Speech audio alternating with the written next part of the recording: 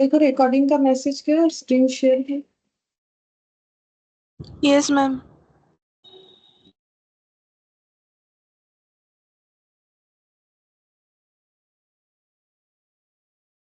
Good morning.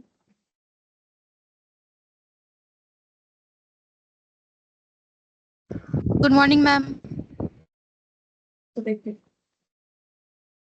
हम लोगों ने लास्ट क्लास में जो है रिलेशन पढ़ा था। 3 टाइप्स का होता है, रिफ्लेक्सिव, सिमेट्रिक और ट्रांजिटिव। और उस पे बेस्ड हम लोगों ने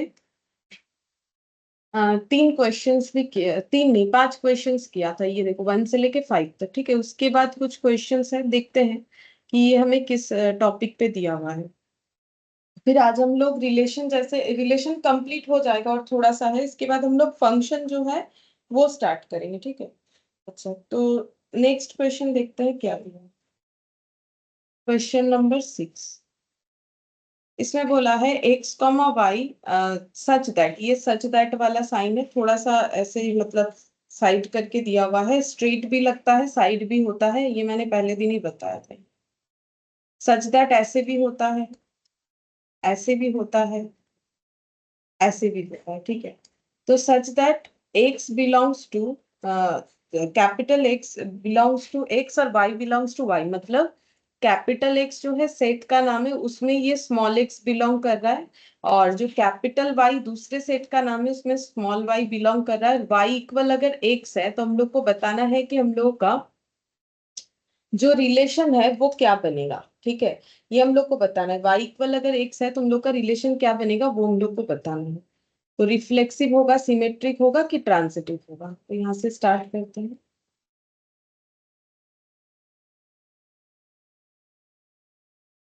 ये हटा देते हैं जो लिखा हुआ था, क्योंकि ये हम लोग करेंगे आज, ठीक है। तो मैंने यहाँ से हटा दिया। तो इसके बाद हम लोग सीधा 6 नंबर क्वेश्चन में जाते हैं। हम लोग को क्वेश्चन में बोला है x comma y such that x belongs to capital X, comma y belongs to capital Y, ऐसे दिया हुआ है।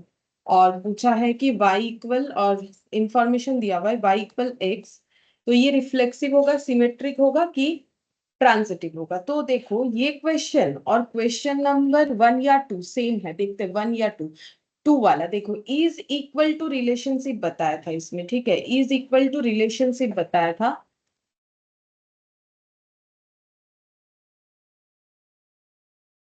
Good morning sir. Morning ma'am. इसमें देखो इज इक्वल टू रिलेशन बताया था, जो हम लोग का क्वेश्चन नंबर 2 था, ठीक है। तो ये वाला क्वेश्चन, क्वेश्चन नंबर 2, और ये वाला क्वेश्चन, क्वेश्चन नंबर 6, ये दोनों क्वेश्चन हम लोग का सेम है एकदम, एज इट इज क्वेश्चन है। देने का तरीका अलग है, जैसे ये सेट को डिफाइन करने का एक तरीका है, ये सेट को डिफाइन करने का एक तरीका है, ठीक है। ये हम लोग का कौन सा फॉर्म है, ये जो क्वेश्चन नंबर 6 है, ये कौन से फॉर्म में दिया हुआ है बोल सकते हैं। और ये कौन से फॉर्म में दिया हुआ है, इज इक्वल टू ऐसे करके जो दिया हुआ है, ये तो लैंग्वेज में दिया हुआ है, इसको क्या बोलते हैं। और ये जो ऐसे दिया हुआ है, इसको क्या बोलते हैं बोलो। सेट का 4 फॉर्म लिखवाया था, roster form, set builder form, और क्या क्या था बोलो, मुझे याद नहीं है, बताओ। 4 फॉर्म क्या क्या था।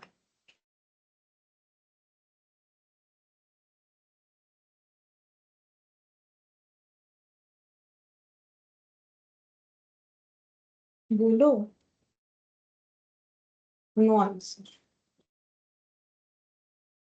ठीक है, देखो यहाँ पर ये जो है, ये हम लोग का set roster builder form. From set builder. हाँ, तो कौन सा सेट बिल्डर है इसमें से, कौन सा रोस्टर फॉर्म है बोलो।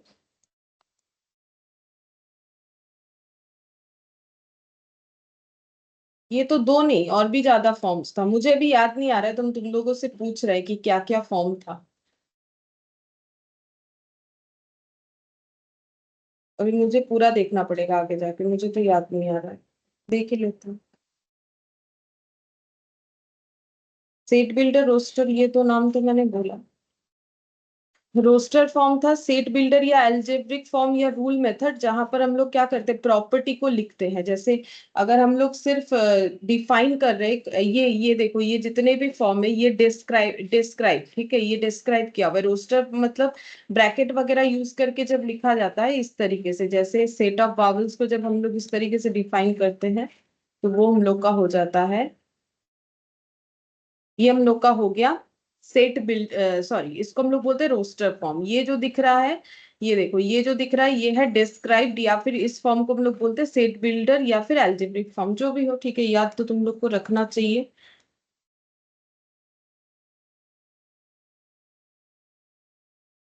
कहाँ गया क्वेश्चन मेरा? ये रहा। तो ये देखो, ये और ये क्वेश्चन, अभी देखो इतना ही समझने के लिए काफी, वो तो मैंने पहले भी बोला हुआ है, अब याद रखना तो तुम लोग का ड्यूटी है। देखो यहाँ से यहाँ अगर जो देखोगे तो क्वेश्चन दोनों सेम है, बस देने का तरीका अलग है। ये भी इज इक्वल वाला है, ये भी इक्वल है। तो यहाँ पर एक्स वाई इस तरीके से दे दिया है, जो कि यहाँ पर नहीं दिया हुआ था। तो क्वेश्चन नंबर 2 का हम लोग का जो आंसर आया था वही सेम अप्रोच यूज करोगे तो क्वेश्चन नंबर 6 का भी आंसर हमें मिल जाएगा। इज इक्वल, ये देखो, इसमें हम लोगों ने चेक किया था, तो इसमें हम लोग का आंसर क्या आया था, इक्विवेलेंस आया था, क्योंकि इज इक्वल रिलेशन जो है रिफ्लेक्सिव भी सेटिस्फाई करता है, सिमेट्रिक भी करता है, ट्रांजिटिव भी करता है, ठीक है। तो यहाँ पर वाई और एक्स दिया था, वहां पर सिर्फ लैंग्वेज में बोला था, मतलब सीधा बात है।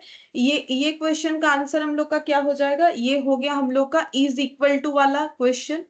इसको अगर ऐसे लिखे, इज इक्वल टू वाला क्वेश्चन, और इसमें कोई फर्क नहीं है, सिर्फ फर्क इतना है देने का तरीका, ठीक है, देने का तरीका अलग है।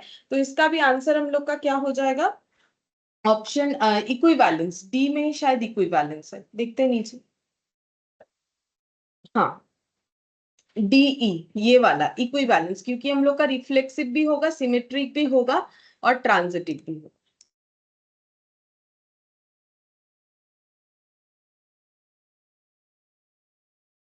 Good morning.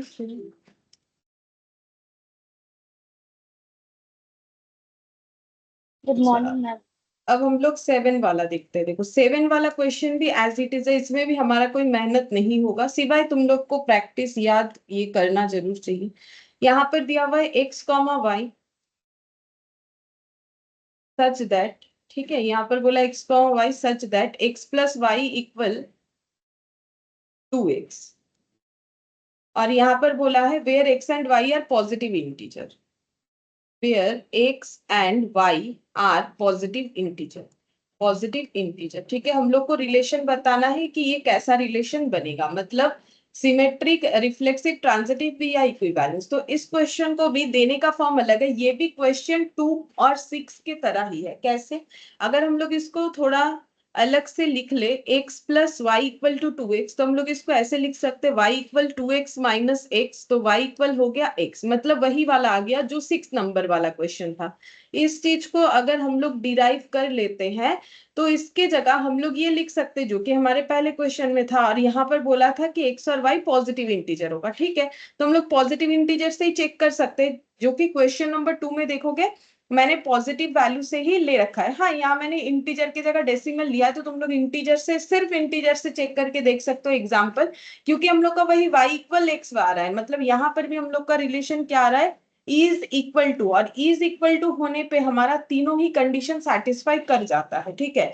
तो ये भी हम लोग का हो जाएगा इक्विवेलेंस रिलेशन, और इक्विवेलेंस का मतलब यहाँ पर भी हम लोग का ऑप्शन डी आंसर हो जाएगा, ठीक है। 7 का भी हम लोग का ऑप्शन डी हो जाएगा। तो 6, 7 और 2 ये तीनों क्वेश्चन जो है ना वो एक ही है, ठीक है, ये तीनों क्वेश्चन एक ही है, सिर्फ और सिर्फ देने का तरीका जो है वो अलग अलग है, ये कोई अलग क्वेश्चन है ही नहीं। अच्छा, ये हम लोग का गया 7C का 6th नंबर और 7th नंबर, ठीक है। इसके बाद नेक्स्ट देखते हैं कौन सा question, 8th number. 8th number में दिया है is square of over an set of real numbers, ठीक है। इज स्क्वायर ऑफ रिलेशन जो है वो सेटिस्फाई होना चाहिए, इज स्क्वायर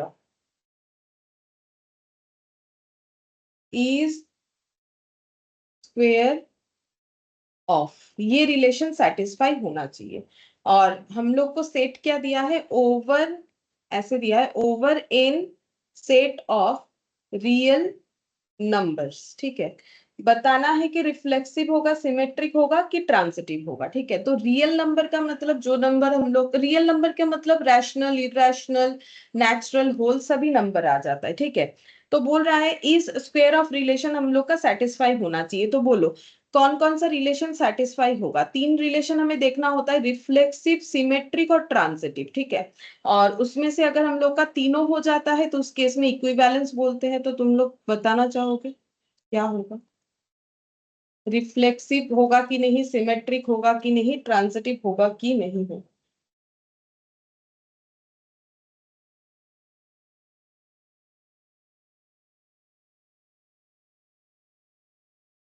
कुछ नहीं बताना मैम चाहोगे। ट्रांजिटिव।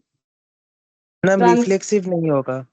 रिफ्लेक्सिव नहीं होगा, करेक्ट, रिफ्लेक्सिव तो नहीं होगा, ये सही है। क्योंकि देखो अगर हम लोग ए बी सी तीन ले लेते हैं, या कोई नंबर से भी कर सकते हो, कोई नंबर भी लोगे तो भी देख सकते हो। जैसे हम लोग ये बोल सकते हैं कि a is square of b, ठीक है चलेगा, लेकिन हम लोग ये थोड़ी ना a स्क्वेयर ऑफ a, ये तो हम लोग नहीं बोल सकते। मतलब जैसे कोई भी एक नेचुरल रियल नंबर ले लो, लाइक 2, 2 इज, जैसे अगर हम लोग 2 लेते हैं, 2 इज स्क्वेयर ऑफ 2, ये तो पॉसिबल नहीं है कि 2 2 का स्क्वायर है, या फिर 3 3 का। सिर्फ एक ही होता है रिफ्लेक्सिव, एक ही नंबर से सेटिस्फाई करेगा। बता सकते हो कौन से नंबर से करेगा।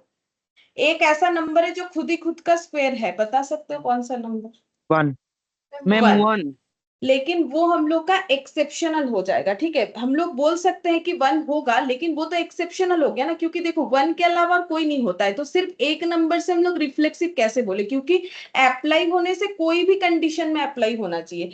इसीलिए यहाँ पर रिफ्लेक्सिव क्यों नहीं होगा, ऐसे लिख सकते हैं हम लोग अपने मतलब समझने के लिए, as numbers square, as a number square, कोई भी नंबर का square is not equal to the number. ठीक है, मतलब कोई नंबर का स्क्वायर करोगे तो वो उस नंबर के साथ कभी बराबर नहीं होगा। जैसे कि a is a square of a, b is a square of b, या फिर हम लोग नंबर से अगर बोले 2 is square of 2, 3 square of 3, ये बातें तो पॉसिबल है नहीं। ठीक है, अगर ऐसा नहीं है तो यहाँ पर सो नॉट रिफ्लेक्सिव, तो ये कभी रिफ्लेक्सिव नहीं होगा। अब देखो लास्ट क्लास में सबको आंसर दे रहे थे, अभी जो लोग नहीं दे रहे हो, ठीक है, क्योंकि लास्ट क्लास में मैंने देखा सभी कोई लगभग बोल रहे हो, तो अभी नहीं बोल रहे, उसका एक ही रीजन है, क्योंकि तुम लोगों ने घर जाके देखा नहीं है। इससे क्या है बोलो तो, कुछ नहीं, तुम लोग का ही बर्डन बढ़ जाएगा, बाद में सारा चीज नया लगेगा। अब 1,1 ये सेटिस्फाई करता है, बट इसको हम लोग मानेंगे एक्सेप्शन, और एक्सेप्शन से कभी प्रूव नहीं कर सकते। एक्सेप्शन तो एक अलग ही चीज हो गया, तो ये एक्सेप्शन है, तो ये रिफ्लेक्सिव में नहीं आएगा। अब सिमेट्रिक होगा कि नहीं बताओ, सिमेट्रिक होगा मैम कि नहीं बताओ। सिमेट्रिक भी नहीं हो सकता। सिमेट्रिक भी नहीं होगा, जैसे कि मैम ए, क्योंकि अगर बोलो। ম্যাম মানে 2 স্কয়ার যদি 4 হয় তাহলে 2 যদি a হয় b আমরা 4 লিখতে পারি, কিন্তু 4 স্কয়ার যদি করে তাহলে তো 16 হয়ে যাবে, তো ম্যাচ হবে না। हम्म, इसमें ए बी और बी ए सेटिस्फाई नहीं करेगा। क्यों, क्योंकि देखो अगर हम बोल रहे हैं 16 इज अ स्क्वायर ऑफ 4, ऐसा बोल सकते, तो ऑपोजिटली ये तो नहीं बोल सकते 4 इज स्क्वायर ऑफ 16, ये तो पॉसिबल नहीं है। तो सिमेट्रिक नहीं होगा, चाहे तुम लोग ऐसे लिख के देख लो या फिर नंबर से लिख के देख लो। ट्रांजिटिव, ट्रांजिटिव होगा, ये हाँ ऑलरेडी मैम होगा। किया हुआ है हम लोग। ट्रांजिटिव हाँ मैम। नहीं होगा, कैसे होगा ट्रांजिटिव, ट्रांजिटिव कैसे होगा, ट्रांजिटिव नहीं होगा, ट्रांजिटिव भी नहीं होगा। जैसे कि 16 इज अ स्क्वायर ऑफ नहीं 4, होगा, नहीं ठीक होगा। है, हाँ,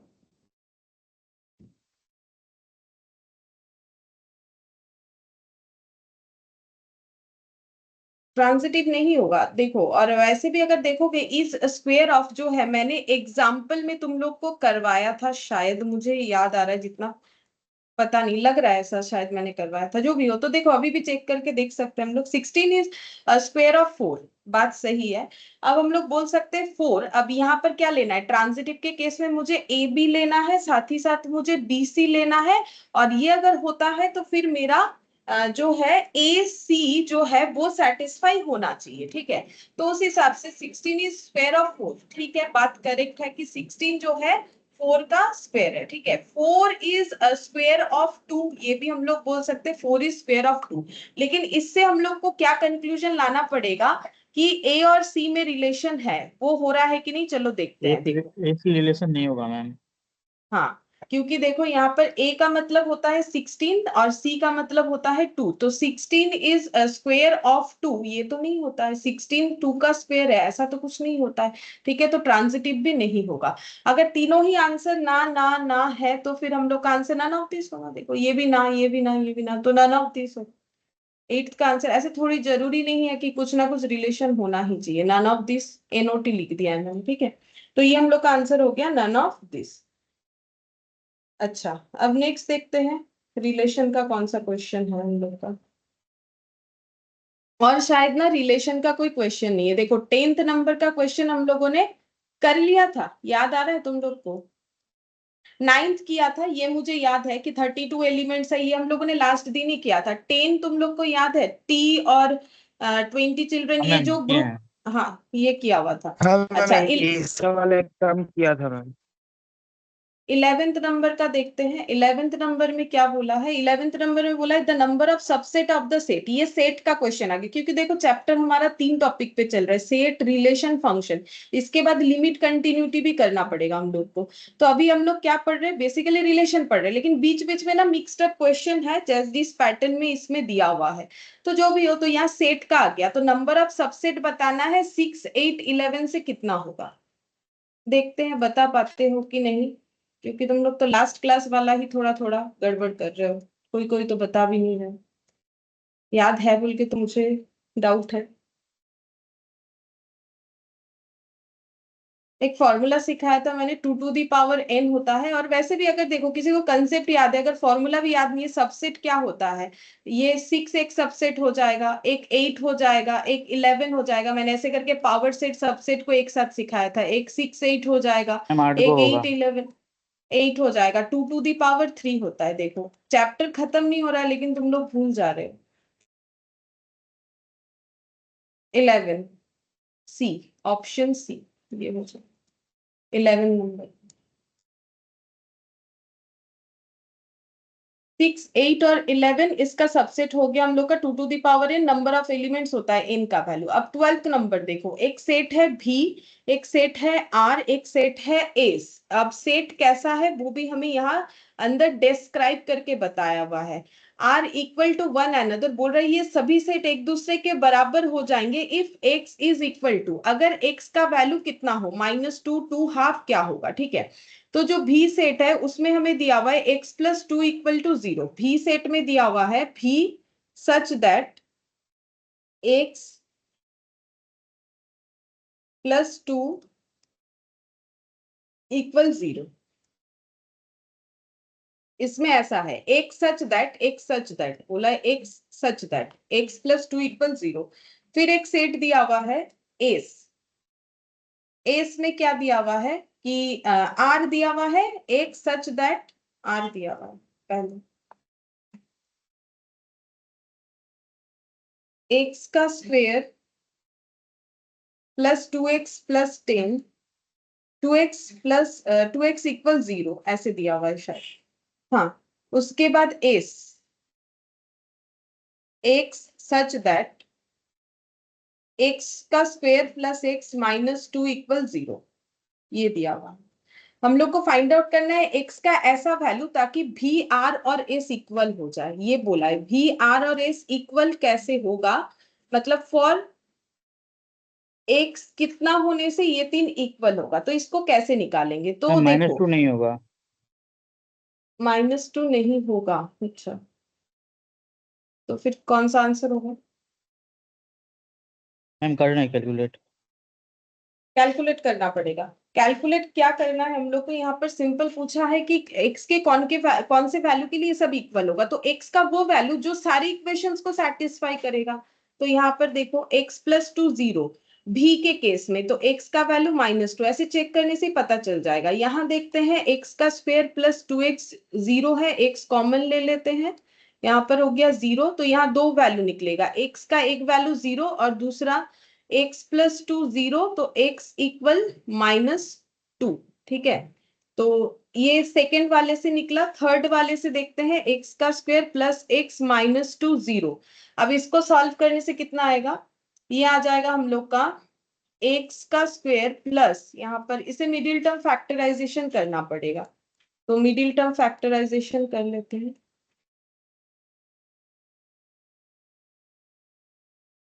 x plus two, x plus two, तो यहाँ पर लिखते हैं x plus two into x minus one zero, तो x plus two zero, x हो गया minus two, x minus one zero, तो एक्स हो गया वन। ठीक है, तो यहाँ पर देखो कि एक्स का कौन सा वैल्यू है जो सभी जगह पे दिख रहा है, उसी वैल्यू से ही हम लोग का आंसर आएगा, जो कॉमन वैल्यू है, माइनस जो टू। कॉम माइनस टू ही होगा। माइनस टू जो है वो ऐसा वैल्यू है जो तीनों इक्वेशन को सेटिस्फाई कर रहा है। सेटिस्फाई करने का मतलब क्या है, जिन्होंने इक्वेशन कर लिया था, मतलब कर लियो मेरे पास पहले, उनको तो पता ही होगा। ठीक है, नहीं तो तुम लोग 7 8 9 10 11 12 में इक्वेशन तो चलता ही रहता है। तो देखो यहाँ माइनस टू, इसका मतलब है इस इक्वेशन में अगर माइनस टू पुट करेंगे तो ये जीरो दिखाएगा, इस इक्वेशन में अगर माइनस टू पुट करोगे तो भी ये जीरो दिखाएगा, और इस इक्वेशन में भी अगर माइनस टू पुट करोगे तो भी जीरो दिखाएगा। मतलब सेटिस्फाई करने का मतलब तो वही हो गया, जिस वैल्यू से तीनों इक्वेशंस बन गए। ठीक है, तो तीनों इक्वेशन को सेटिस्फाई करने वाला वैल्यू माइनस टू, यानी कि यहाँ पर अगर x का वैल्यू माइनस टू हुआ तो सारे जो है सेट इक्वल हो जाएंगे, क्योंकि यहाँ माइनस टू पुट करोगे तो भी का वैल्यू जीरो हो जाएगा। देख लो, जब माइनस टू पुट करोगे तो भी का वैल्यू जीरो, यहाँ माइनस टू पुट करके देख सकते हो, भी का वैल्यू जीरो, ये प्लस फोर होगा, ये माइनस फोर होगा, यहाँ पुट करके देखोगे फोर माइनस टू जीरो। तो इसीलिए क्योंकि सारे सेट का वैल्यू हम लोग का जीरो आ जाएगा, मतलब सेम हो जाएगा, जीरो आना जरूरी नहीं है, जो भी होगा सेम होगा। तो यहाँ पर हम लोग का आंसर माइनस टू हो जाएगा, 12 का आंसर माइनस टू, यानी ऑप्शन ए। क्वेश्चन नंबर 12 का आंसर हम लोग का ऑप्शन ए हो जाएगा। अच्छा, इसके बाद नेक्स्ट देखते हैं कौन सा क्वेश्चन है। 13 नंबर, ये वाला देखो, बोल रहा है इफ द यूनिवर्सल सेट ई ऐसा है कि एक सच that x is positive integer less than 25, ए का वैल्यू दे दिया है, बी का वैल्यू दे दिया है, बोला है कि इसमें से कौन सा आंसर हम लोग का सही होगा। तो ये जो है ना, यहाँ पर बोलो तो कौन सा फॉर्मूला गलत लिखा हुआ है, कौन सा देख के ही बोल सकते हो कि हाँ ये शायद गलत लिखा हुआ, शायद नहीं, कंफर्म एक इसमें से आंसर है, नन ऑफ दिस का नहीं बोल रहे हैं, ये तीनों में से एक आंसर गलत है। ठीक है, मतलब जो देख के ही बोल सकते हो, उसके अलावा बाकी में टेस्ट करने से ही होगा, कौन सा गलत है।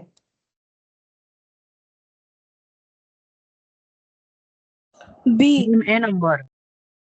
बी नंबर गलत है, सही, बी नंबर गलत है, क्यों बोलो, ठीक हो जाए क्या, ना बोलो। एक लॉ सिखाया था मैंने। A intersection B whole complement is equal to A complement union B complement. ठीक है, বলেছো নামটা কি, লটার নামটা মনে আছে, এটা सही बात, आंसर सही है Dorman. इसका, ये डिराइवेशन नहीं होता है, डी मॉर्गन्स लॉ। ठीक है, डी मॉर्गन्स लॉ मैंने सिखाया था, उसमें ये जो है होल कंप्लीमेंट बाहर जाने से कैसे होता है वो मैंने तुम लोग को सिखाया था, जिसमें अगर देखोगे ये डी मॉर्गन्स लॉ सही दिया हुआ है, ए इंटरसेक्शन बी का whole complement always A complement union B complement होता है, तो ये सही दिया हुआ है। अब ये इसमें सेटिस्फाई कर जाने का चांसेस है, क्योंकि अगर ये मेरा मेन चीज ही सही दिया हुआ है तो ये सही हो जाएगा। बाकी ये वाला, ये तो देखो ये कोई फॉर्मूले में नहीं आता है, ए कंप्लीमेंट इंटरसेक्शन बी का होल कंप्लीमेंट 5 होगा कि नहीं वो हमें यहाँ पर चेक करना पड़ेगा, लेकिन बी पे चेक करने का कोई जरूरत नहीं है, बिकॉज बी जो है वो दिया हुआ ही गलत है, मतलब ऑप्शन ये हमें नहीं फाइंड आउट करने का जरूरत है, क्योंकि ये डी मॉर्गन्स लॉ का है, ये दोनों ही डी मॉर्गन्स लॉ के ऊपर जाता है, जो कि एक डी मॉर्गन्स लॉ को सेटिस्फाई कर रहा है, दूसरा नहीं कर रहा है। ठीक है, तो अब हम लोग पहले ई जो सेट है उसमें क्या क्या लिखेंगे वो देख लेते हैं। देखो 13 नंबर, 13 नंबर में ई जो है उसमें जो एक्स एलिमेंट्स है वो क्या क्या आएगा, बोला है कि लेस देन 25 आएगा पॉजिटिव इंटीजर, तो क्या क्या आएगा फटाफट बताओ, 25 लेस देन 25 आएगा तो क्या क्या आएगा।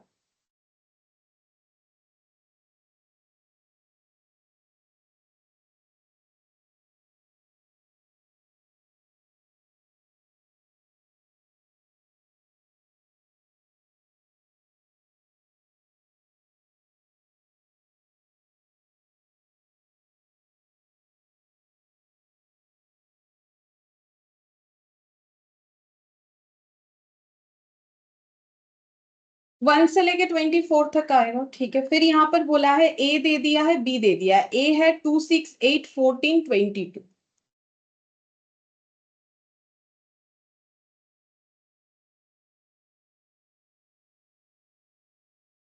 बी दे दिया है यहाँ पर 4, 8, 10, 14।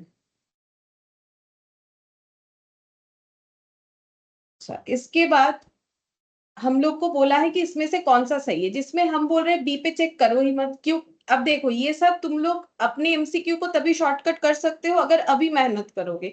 एग्जाम टाइम में मेहनत नहीं होता है। देखो, हम रोज रोज बोलते हैं, मुझे कोई डांटने का शौक है नहीं, ठीक है, लेकिन मुझे लगता है कि तुम लोग नहीं कर रहे हो तो ही हम बोलते हैं। अगर करते हो तो क्यों बोलेंगे। देखो, यहाँ पर हमें बोला है ए इंटरसेक्शन बी, इसका होल कंप्लीमेंट हमें निकालना है, ठीक है। तो वो कैसे निकालेंगे? तो देखो, सबसे पहले निकालेंगे A intersection B. A intersection B क्या हो जाएगा? 2, 6, 8, 14, 22, इसमें से जो कॉमन है, ठीक है। तो इसमें से कॉमन क्या है? 2 कॉमन नहीं है, 6 कॉमन नहीं है, 8 कॉमन है, और क्या कॉमन है? Ma'am only 14। 8। हाँ ma'am 14 also. A intersection B का कंप्लीमेंट क्या हो जाएगा? 8, 14 के अलावा, 8, 14 के अलावा जो भी पूरे यूनिवर्स में है वो सारा हो जाएगा।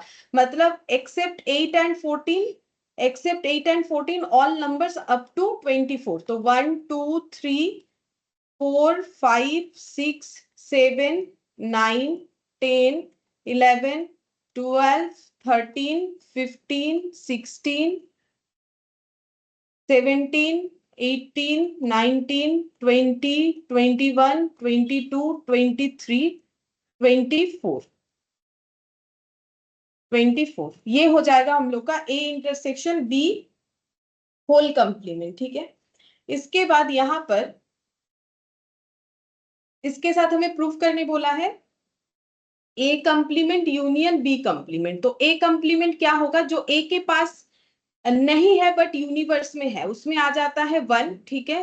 2 इसके पास है, 3, 4, 5, 6 नहीं आएगा, 7, 8 नहीं आएगा, 9, 10, 11, 12, 13, 14 हट जाएगा, 15, 16, 17, 18, 19, 20, 21, 22 है इसके पास, 23 और 24। ये हो गया ए कंप्लीमेंट। यूनियन करना है बी कंप्लीमेंट के साथ, ठीक है। बी कंप्लीमेंट क्या हो जाएगा? 4, 8, 10, 14 के अलावा बाकी सारा डेटा। तो 1, 2, 3, 4 नहीं आएगा, 5, 6, 7, 8 के बाद 9, 10 हट जाएगा, 11, 12, 13, 14 के अलावा 15, 16, 17, 18, 19, 20, 21, 22, 23 और 24, ये बन जाएगा, ठीक है। अच्छा, इसके बाद यहाँ पर इन दोनों का मुझे यूनियन करना है। तो यूनियन में क्या क्या आ जाएगा? 1 आ जाएगा, यहाँ 2, 3 ये दिख रहा है, देखो 2, 3, 4, 5, ठीक है। 6 है कि नहीं देख लेते हैं। हाँ 6, 7 है, 6, 7, ठीक है। यहां से देखो, यहां से मैंने ले लिया 1, उधर से मैंने ले लिया 2, ठीक है। फिर 3, 4, 5, 3, 4, 5, यहाँ हो गया 3, 5, 6, 6 चला जाएगा, 7, 7 के बाद 8 है कि नहीं वो चेक करते हैं। 9 तो है नहीं, 8 नहीं है, चलो। तो 9, 10, 11, 12, 13, 14 देख लेते हैं इसके पास है कि नहीं। मैम इसके हो पास जाएगा तो नहीं। सेटिस्फाई। अच्छा, हो जा रहा है, ठीक है। तो 15, 16, 17, 18, 19, 20, 21, 22 इसके पास होगा तो लिखेंगे। हाँ इसके पास है 22, 23 और 24, ठीक है।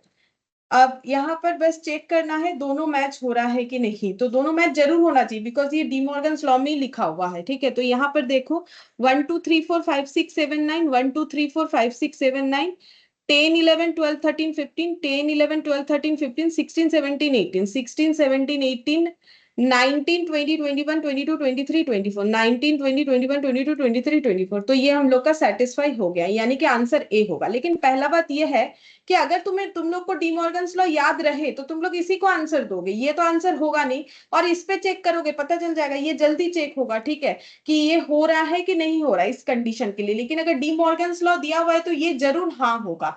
और सी वाला ऑप्शन जो है वो इसका मतलब कंफर्म ना होगा, ठीक है, क्योंकि यहाँ हमें ऐसा कोई ऑप्शन नहीं दिया है। जैसे कि अगर नन ऑफ दिस की जगह देता ए एंड सी, तब मुझे चेक बोथ ए करना एंड सी। जरूरी होता।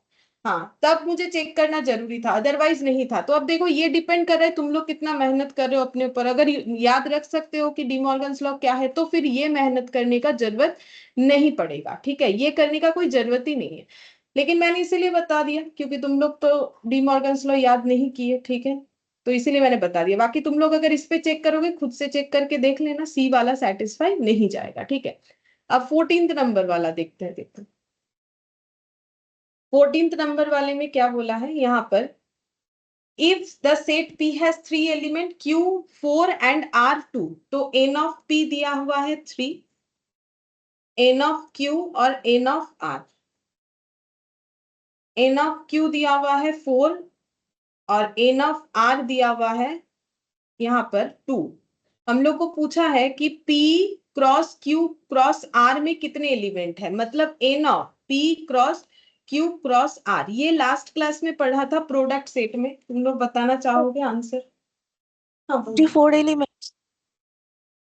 अरे वाला कथा टके 24 एलिमेंट्स। अच्छा हाँ सही है, सी 24 होगा। देखो ये हो जाएगा n of p into n of q into n of r। Last दिन मैंने ये सिखाया था तुम लोग को प्रोडक्ट सेट में कि क्यों इसको प्रोडक्ट सेट बोलते हैं, बिकॉज ऑफ दिस कंडीशन। लेकिन वहां पर 3 सेट नहीं था, मैंने बोला था देखो 3 4 5 6 किसी भी चीज के लिए हो सकता है। तो 4 इंटू 2 24 एलिमेंट्स, ये आंसर होगा। इससे आसान क्या हो सकता है बोलो मैथ्स में? आसान आसान ही चीज दिया हुआ है, सबको पता है, कॉमर्स के स्टूडेंट पढ़ते हैं तो कुछ ऐसा ही दो ताकि लोग डिमोटिवेट ना हो। मेहनत नहीं करोगे तो खुद ब खुद डिमोटिवेट हो जाओगे।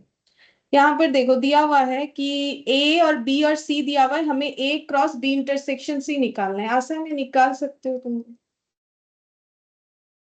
ए क्रॉस बी इंटरसेक्शन सी, ए में दिया हुआ है 2 3, बी में 4 5, 2 3 और इसमें है 4 5। बी इंटरसेक्शन सी अलग से निकाल लेते हैं, इसमें है 4,5 इंटरसेक्शन 5,6। तो इसका इंटरसेक्शन हम लोग का आ जाएगा 5, तो इंटू 5 प्रोडक्ट सेट करना है। तो क्या आंसर आएगा? प्रोडक्ट लास्ट क्लास में सिखाया था 2 5 और 3 5। 5 3 5. तो इसमें आंसर हो जाएगा 15 का 2 5 3 5, यानी कि ऑप्शन ए। 16th नंबर देखते हैं। ये हो गया था 16 नंबर हम लोगों ने कर लिया था। 17 करके देखो, 17 ए दे दिया है, बी दे दिया है, cardinal number of A minus B बोला है। 16 हो गया था हम लोग का न्यूज़पेपर वाला, हाँ ये हो गया था। 17th नंबर करो। 17 ए बता दिया है, देखो ए बता दिया है 1 2 3 5 7 और बी बता दिया है 1 3 6 10 15। ए माइनस बी निकालना है, ए माइनस बी। तो पहले ए लिखना चाहिए, मैंने दो तरीके से इसे समझाया था। ए माइनस बी मतलब ओनली ए। देखो अगर थोड़ा थ्री बहुत होगा। 3 मतलब आंसर, अच्छा आंसर 3 मतलब ऑप्शन है, ठीक है देख लेते हैं। 1 3 6 10 15, 1 3 6 10 15, ठीक है। अब यहाँ पर माइनस करना है ओनली ए, तो 1 जो है वो ओनली ए में नहीं है तो ये नहीं लिखेंगे, 2 लिख देंगे, 3 नहीं लिख सकते हैं, 5 लिखेंगे और 7 लिखेंगे। सही बात है, answer N of A minus B हम लोग का 3। सही बात, 3 एलिमेंट हो रहा है मतलब ऑप्शन ए। 17 का आंसर जो है ये हम लोग का हो जा रहा है ऑप्शन ए। अच्छा इसके बाद 18 जो है वो फंक्शन का है, जैसे कि मैंने बोला ना बीच बीच में कुछ कुछ डाल दिया है, ठीक है। 19 हम लोग कर चुके थे। 20 तुम लोग बताओ, 21 22 23 हो चुका है, उसके बाद फिर से फंक्शन है, तो फंक्शन करेंगे तो हम बताते हैं। तो इस बीच में हम लोग 20th वाला कर सकते हैं, ये तुम लोग बताओ। 20th वाला क्वेश्चन देखो, हम बताते हैं क्या दिया है। ए जो है उसमें 2 एलिमेंट है, A B, set of subset of A is called power set of A denoted by P of A. Now N of P of A is equal to, तो पावर सेट जो है वो अगर तुम लोग को याद है, मैंने बोला था पावर सेट मतलब ऑल सबसेट, ठीक है, मतलब proper subset and also not proper subset, सारे मिला के पावर सेट होता था, जिसमें हम लोग का 5 वगैरह सारा चीज हम लोगों ने लिख के देखा था, ठीक है। तो यहाँ पर ए का एक सेट है जिसमें 2 एलिमेंट है ए कॉमा बी, ठीक है, और मैम हम 4 लोग को होगा। ये 4, हाँ 4 होगा, 20 का आंसर हम लोग का 4 होगा, ठीक है। Set of subset of A is called power set. देखो यहाँ डेफिनेशन बता ही दिया है, सेट ऑफ सबसेट, क्योंकि all subset are called power set of A set, ये मैंने बताया था।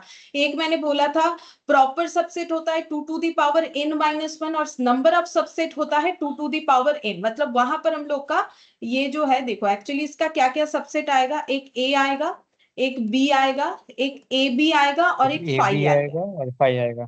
फाई आएगा, ठीक है, एक हम लोग का फाई आएगा, पाई आएगा, ठीक है। तो उसमें मतलब नल सेट, इसको ऐसे चाहो तो ऐसे लिख सकते हो। तो हम लोग का टोटल 4 सबसेट हुआ, जिसमें से ये और ये वाला होता है हम लोग का प्रॉपर सबसेट, ये हो गया इम्प्रॉपर सबसेट। और इस हिसाब से मैंने फॉर्मूला लिखवाया था 2 to the power n, 2 to the power n-1, और टोटल हम लोग का हो जाएगा ये देखो 2 टू द पावर n यानी 2 टू द पावर 2 यानी 4।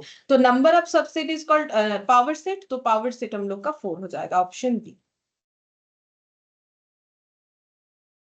अच्छा, इसके बाद 21 हो चुका है, 22 23 हो गया है, बाकी हम लोग का यहाँ पर फंक्शन का पॉइंट आ गया, तो ठीक है फंक्शन करेंगे तब हम लोग बोल सकते हैं। अच्छा चलो, अब इसमें कुछ 2-3 एक्स्ट्रा पॉइंट हम बता देते, कभी कभार एग्जाम में पूछा हुआ है तो हम बताते। देखो यहाँ पर जैसे कि number of relations between two set, number of relations between two set, मतलब ऐसे कभी कभी हमें पूछा जाता है कि दो सेट के बीच में कितने सारे रिलेशन सेट बन सकते हैं, ठीक है, कितने सारे रिलेशन सेट बन सकते हैं। तो इसका फॉर्मूला जो है वो कुछ ऐसा है, फॉर्मूला है 2 टू द पावर n, जहां पर n है number of elements in the product set, in the product set. अब इसको हम समझा देते हैं, ठीक है, लास्ट क्लास में जो सीखा था उसी के बेसिस पे, जैसे कि हम एक एग्जांपल देके बताते हैं। ऐसे मान लो मैंने एक सेट लिखा है यहाँ पर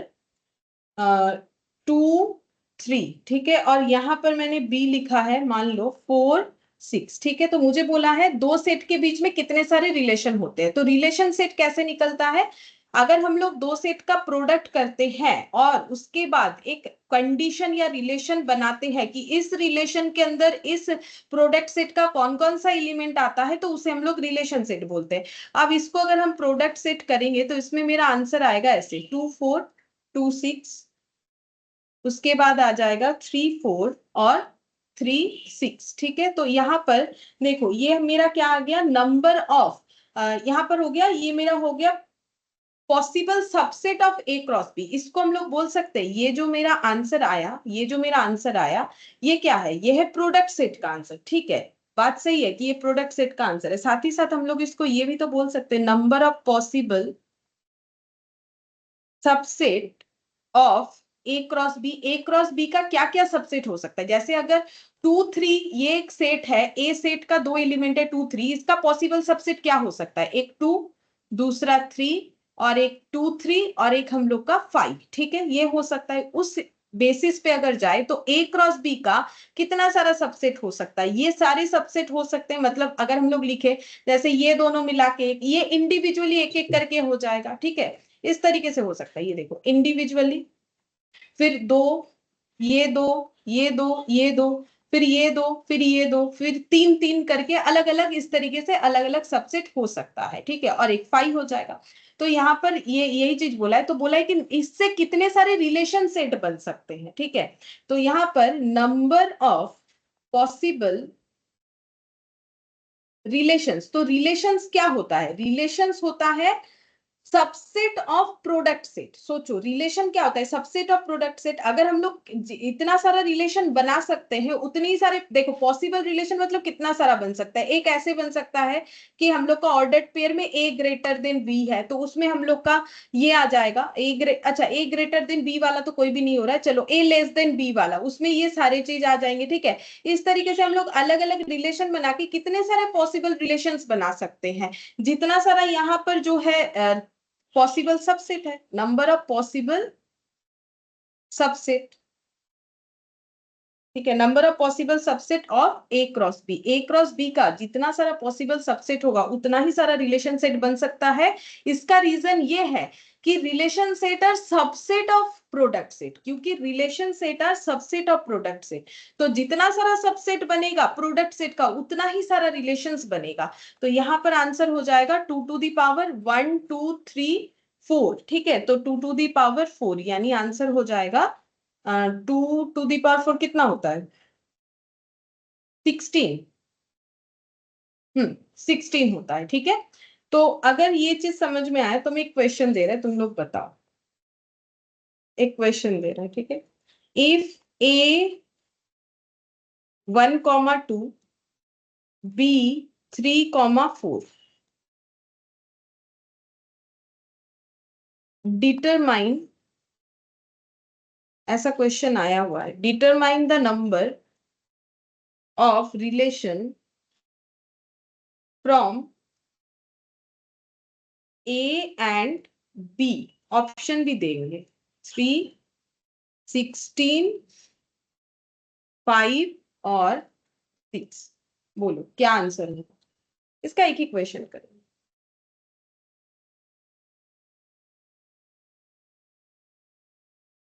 स्क्रीन होगा मैम। कितना ऑप्शन बताओ, 16 बी।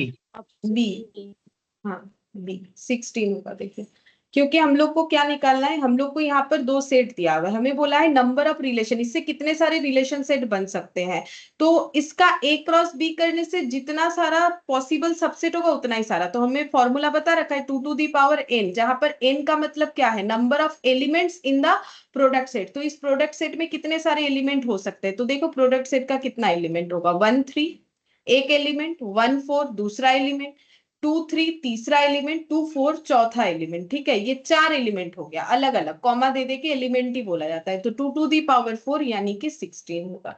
ये ऑप्शन हम लोग का बी आंसर हो जाए। अच्छा, ये एक एक्स्ट्रा पॉइंट आया हुआ है कभी कभार, ठीक है, तो ये कर लिया हम लोगों ने, और एक दो एक्स्ट्रा पॉइंट बताते हैं। देखो जैसे कि यहाँ पर डोमेन ऑफ रिलेशन, ये डोमेन रेंज वगैरह हम लोग फंक्शन में पढ़ेंगे, लेकिन यहाँ पर कभी कभी रिलेशन का भी पूछ लेता है, तो डोमेन ऑफ रिलेशन ये क्या होता है, ठीक है, डोमेन ऑफ रिलेशन का मतलब set of all first coordinates और range of relation, range of relation ये होता है set of all second coordinates. मतलब जैसे कि देखो हम एक एग्जांपल से ये पॉइंट समझा देते हैं, ठीक है। ये देखो छोटा छोटा क्वेश्चन कभी कभी एग्जाम में पूछ लेता है, तो इसका लिखो जरूर क्योंकि शायद इसको पीडीएफ में ना मिले, ठीक है। तो यहाँ पर देखो जैसे मैंने ले लिया ए एक सेट, मान लो मैंने यहाँ पर लिया 1 2 3, ठीक है, और बी एक सेट ले लिया मान लो 4 5, ठीक है। अब यहाँ पर डोमेन कौन सा है, अगर इससे हम लोग कोई रिलेशन सेट बनाएंगे, रिलेशन सेट कैसे बनाएंगे, हम लोग को पहले करना पड़ेगा ए क्रॉस बी, प्रोडक्ट सेट करना पड़ेगा। प्रोडक्ट सेट में क्या आ जाएगा, 1 4 आ जाएगा, ठीक है, उसके बाद 1 5 आ जाएगा, फिर 2 4 और 2 5, 3 4 और 3 5, ये हम लोग का क्या बन जाएगा 3 4, फिर उसके बाद 3 5, ये सब हम लोग का क्या हो गया प्रोडक्ट सेट के अंदर का एलिमेंट्स, ठीक है। अब इससे हमारा रिलेशन सेट बन सकता है, तो रिलेशन सेट जो भी बनेगा इसमें से कंडीशन के अकॉर्डिंग, रिलेशन के अकॉर्डिंग, उसमें डोमेन सेट कौन सा होगा, बोला set of all first coordinate. तो फर्स्ट कोऑर्डिनेट कौन सा है, जो पहले लिखा हुआ होता है ऑर्डर्ड पेयर में, ठीक है, तो इसमें हम लोग का डोमेन कौन सा है, इसका मतलब डोमेन, इससे अगर हम लोग कोई भी रिलेशन सेट बनाते हैं तो उसमें हम लोग का डोमेन ऑफ रिलेशन कौन सा होगा, ये वाला हो जाएगा डोमेन, ठीक है। ये 1 2 और 3, ये जो 3 एलिमेंट दिख रहा है ना, ये हम लोग का हो जाएगा रिलेशन का डोमेन, क्योंकि ये हमेशा फर्स्ट कोऑर्डिनेट में है। फर्स्ट कोऑर्डिनेट मतलब जैसे x कॉमा y, x जो है फर्स्ट कोऑर्डिनेट, y जो है सेकंड कोऑर्डिनेट, और ये वाला हम लोग का हो जाएगा रेंज। तो कभी कभी ये छोटा छोटा चीज हमें पूछ लिया जाता है, जैसे मान लो इससे हम एक रिलेशन बना लेते हैं, ठीक है। रिलेशन क्या बनाएंगे, हम लोग को वो लिखना है जहां पर मान लो ऐसे लिखना है a कॉमा बी ऐसा होना चाहिए सच दैट ए जो है, ए यहाँ पर तो मेरा सारा ए ही जो है स्मॉल है, तो पूरा ही आ जाएगा। ऐसे लिख देते ए इक्वल 1, ये वाला अगर हमें लिखना है तो हम क्या क्या लिखेंगे, 1 4 लिखेंगे, 1 5 ये लिखेंगे, ठीक है, और तो नहीं लिख सकते। तो यहाँ पर अगर मुझे पूछे डोमेन क्या है, तो ये 1 1 मेरा डोमेन है, ठीक है। तो 1 2 3 ये मेरा डोमेन हो सकता है, 4 5 ये मेरा रेंज हो सकता है, ठीक है। अच्छा, अब नेक्स्ट और एक पॉइंट लिख पाते हैं, आइडेंटिटी रिलेशन। आइडेंटिटी रिलेशन क्या होता है? आइडेंटिटी रिलेशन का मतलब हो जाएगा जो रिलेशन एक ही जैसा है, ठीक है, आइडेंटिकल। आइडेंटिकल रिलेशन कौन सा वाला है, बोलो। तुम लोगों ने अभी अभी जो है 3 रिलेशन कंप्लीट किया, बोलो आइडेंटिटी रिलेशन क्या है? लास्ट क्लास में ही कंप्लीट किया था। कौन सा रिलेशन आइडेंटिटी है? टाइप्स ऑफ रिलेशन में कौन सा रिलेशन आइडेंटिटी वाला है, मतलब आइडेंटिकल?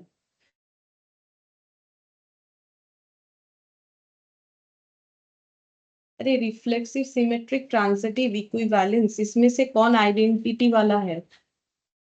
आइडेंटिकल। रिफ्लेक्सिव। रिफ्लेक्सिव मैंने तुम लोग को एग्जांपल भी दिया था कि अगर मिरर में अपने आप को देखते हो तो अपना रिफ्लेक्शन आता है, तो अपने आइडेंटिकल को ही ना देखते हो, तो ए कॉमा ए।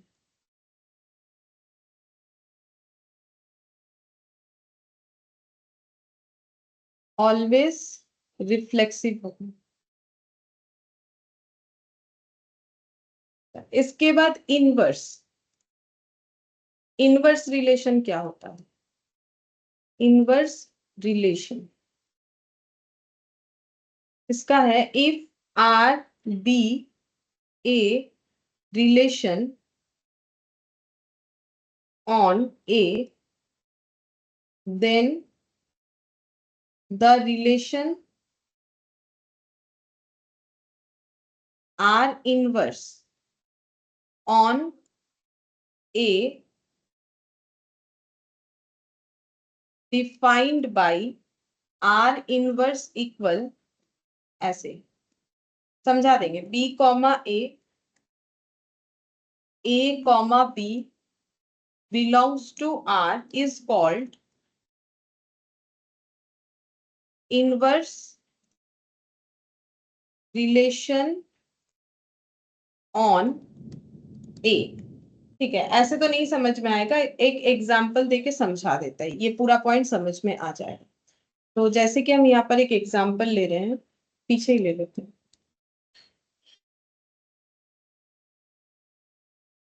A 3 5 7, B 1 और 6, ठीक है। अब मुझे R1 बनाना है, मान लो, और मैंने कंडीशन या रिलेशन रखा है ए बी ऑर्डर्ड पेयर ऐसा होना चाहिए ए लेस देन बी हो। तो तुम लोग को बताना है इसमें R1 में क्या क्या ऑर्डर्ड पेयर आएगा। और दूसरा एक रिलेशन ले रहे हैं R2, जिसमें मुझे ordered pair b comma a form में रखना है such that b greater than a हो, ठीक है। और यहाँ पर हम लोग R2 निकालेंगे। तो बोलो इसके केस में क्या क्रॉस होगा? जब R1 निकालेंगे, ऑर्डर्ड पेयर अगर ए कॉमा बी रखा है, तो हमारा प्रोडक्ट सेट क्या बनेगा, ए क्रॉस बी या बी क्रॉस ए?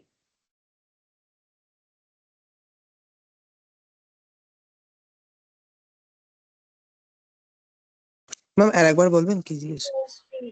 ए क्रॉस बी, यानी इसको कैसे डिफाइन किया जाता है, ए टू बी।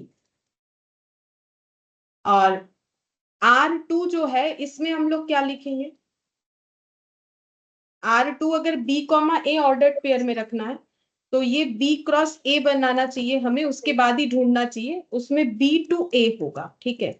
अच्छा, अब ये पुराना चीज ही है, ये कोई नया चीज नहीं है, लास्ट क्लास में मैंने बताया है कि बी क्रॉस ए और ए क्रॉस बी एक जैसा चीज नहीं होता है। अब तुम लोग बताओ इसमें ऑर्डर्ड पेयर क्या क्या है?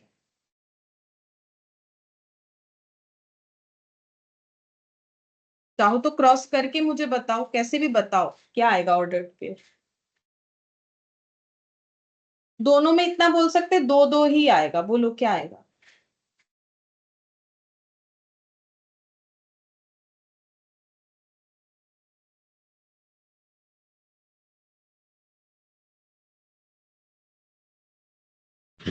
मैम पहले में मैम 3 मैम 6 अच्छा बोलो, कोई भी एक और जन दूसरे बोलो। में पहले 3 6, उसके बाद और एक आएगा 5 6 5 6। 5 और इसमें R2 वाले में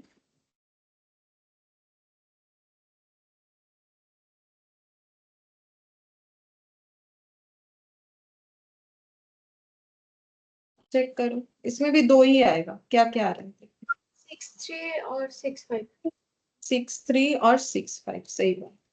6 3 और 6 5। अच्छा, तो ये दोनों में क्या दिख रहा है तुम लोग को, और ये दोनों कैसा दिख रहा है? मतलब क्या समझ में आ रहा है? ये 3 6, ये 6 3 क्या है?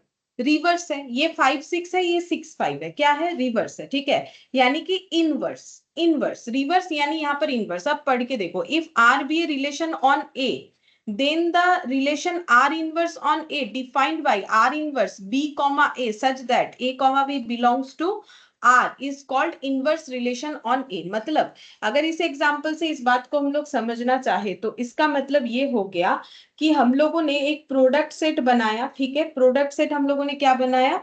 A क्रॉस बी, और दूसरा प्रोडक्ट सेट बनाया B क्रॉस A, जहां पर R1 का वैल्यू जो है R2 का वैल्यू जो है जस्ट R1 का ऑपोजिट है। यहाँ 3 6 है, यहाँ 6 3 है। मतलब यहाँ पर ऑर्डर्ड पेयर जो AB है, BA, ये आ गया। ठीक है, इसका मतलब R1 का इनवर्स R2 हो गया। वही चीज यहाँ पर डिफाइन किया है। देखो, डेफिनेशंस तो तुम लोग को नहीं चाहिए, क्योंकि तुम लोग को थोड़ी ना कोई जाके लिख के आना है, वहां कुछ थ्योरी पूछेगा, ये पूछेगा। मैथ्स में भी जब अपर क्लास में जाते हैं तो थ्योरी वगैरह वहां पर भी डिफाइन करना पड़ता है। वैसा तो तुम लोगों से कोई पूछेगा नहीं कुछ। ठीक है, लेकिन हाँ, अगर कभी इनवर्स रिलेशन का कुछ एग्जाम्पल वगैरह कुछ क्वेश्चन दे दिया तो इस तरीके से सॉल्व करना है। ठीक है, तो इनवर्स का मतलब फिर क्या हो गया? R be a relation on N, तो आर एक ऐसा रिलेशन है ए में, यानी ए क्रॉस बी। ठीक है, यहाँ पर ए लिखा है, basically A cross B. Then the relation R inverse, तो आर इनवर्स ए में क्या होगा? आर इनवर्स हो जाएगा बी कॉमा ए को सेटिस्फाई करेगा। अगर आर में ए कॉमा बी है और आर इनवर्स में, जिसको मैंने R2 लिखा है, तुम लोग चाहो तो इसको आर इनवर्स लिख सकते हो। मतलब बेसिकली यहाँ पर R2 जो है, R2 is inverse of R1, ये हम लोग बोल सकते हैं, क्योंकि नॉर्मली तो ordered pair A comma B होता है। अगर same ordered pair B comma A में हमें मिल गया तो हम लोग बोलेंगे रिलेशन जो है वो इनवर्स रिलेशन बनेगा। ठीक है, बस इतना ही समझना है। डेफिनेशन नहीं समझ में आता है, पढ़ने का भी जरूरत नहीं, मैंने जस्ट लिखवा दिया, डेफिनेशन का कोई जरूरत नहीं। इनवर्स समझ में आ गया, काफी है। अच्छा, अब हम लोग लिखेंगे डोमेन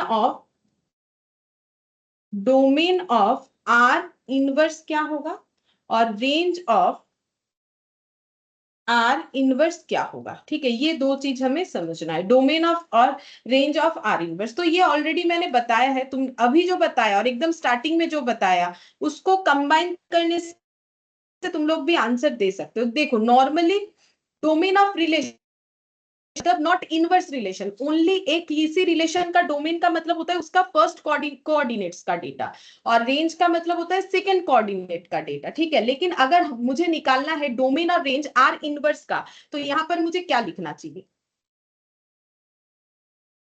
ऑपोजिट लिखना चाहिए। ठीक है, अगर मेरा फर्स्ट कोऑर्डिनेट जो है वो मेरा डोमेन है आर का, तो फिर डोमेन ऑफ आर इनवर्स क्या होगा? बोलो। नॉर्मली डोमेन मतलब फर्स्ट कोऑर्डिनेट, सेकेंड तो इन कोऑर्डिनेट। Second coordinate. अगर इनवर्स हो जाएगा तो ये क्या हो जाएगा? ये सेकेंड कोऑर्डिनेट हो जाएगा। ठीक है, या फिर हम लोग इसको ऐसे भी बोल सकते हैं, देखो, रेंज ऑफ आर। ठीक है, और ये क्या हो जाएगा? Domain of R. मतलब जो आर का रेंज था वही आर इनवर्स का डोमेन होगा। कैसे? ये देखो, जो आर का रेंज था, यहां पर आर का रेंज क्या था? 3 और 5। ठीक है, अच्छा मैंने 7 वाला नहीं लिखा था इसीलिए क्योंकि वो हमारे इस रिलेशन को सेटिस्फाई नहीं कर रहा था। ठीक है, तो यहाँ पर आर का डोमेन क्या था? देखो 3,5। यहाँ पर जो है आर इनवर्स जो आया उसका डोमेन क्या होगा? देखो, उसका डोमेन हम लोग का हो गया है 6। ठीक है, यहाँ पर 6 मेरा डोमेन है, यहाँ पर ये मेरा डोमेन है। अच्छा, इसका रेंज निकालो, रेंज मतलब ये वाला 6। ठीक है, क्योंकि जो सेकेंड कोऑर्डिनेट में है वो मेरा रेंज है, और यहाँ पर रेंज क्या हो जाएगा? यहाँ पर ये मेरा रेंज है। ठीक है, यहाँ पर रेंज क्या हो जाएगा? 3,5, मतलब जस्ट ऑपोजिट वाला हो गया। ठीक है, जस्ट ऑपोजिट वाला हो गया। तो जो आर का रिलेशन का डोमेन है वही इनवर्स, उसी के इनवर्स रिलेशन का रेंज है, ठीक है। तो वही लिखा है डोमेन ऑफ आर इनवर्स जो है वो है रेंज ऑफ आर, ठीक है। देखो ये देखो domain of R inverse, domain of R inverse is range of R, और range of domain of R जो है वो रेंज ऑफ आर इनवर्स होगा, range of R inverse domain of R, ठीक है। छोटा छोटा कुछ पॉइंट है, अगर पूछ ले तो मैंने बता दिया, ठीक है। बाकी डोमेन रेंज जो है वो फंक्शन में ज्यादा इंपॉर्टेंट है, लेकिन कभी कभार अगर पूछ ले, क्योंकि मैंने देखा है एक दो बार पूछ लिया जाता है, तो मैंने इसीलिए इसको बता दी। अच्छा, अब हम लोग क्या करेंगे, अब हम लोग डायरेक्टली जो है फंक्शन में जा सकते हैं, क्योंकि देखो हम लोगों ने रिलेशन का जितना भी पॉसिबल जो भी क्वेश्चन होना चाहिए लगभग हम लोगों ने सभी किया है, ठीक है। बाकी जब और भी एक्स्ट्रा प्रैक्टिस वगैरह करोगे वहां अगर कुछ ऐसा आता है तो बता देंगे। अच्छा, अब हम लोग यहाँ पर फंक्शन स्टार्ट करते हैं।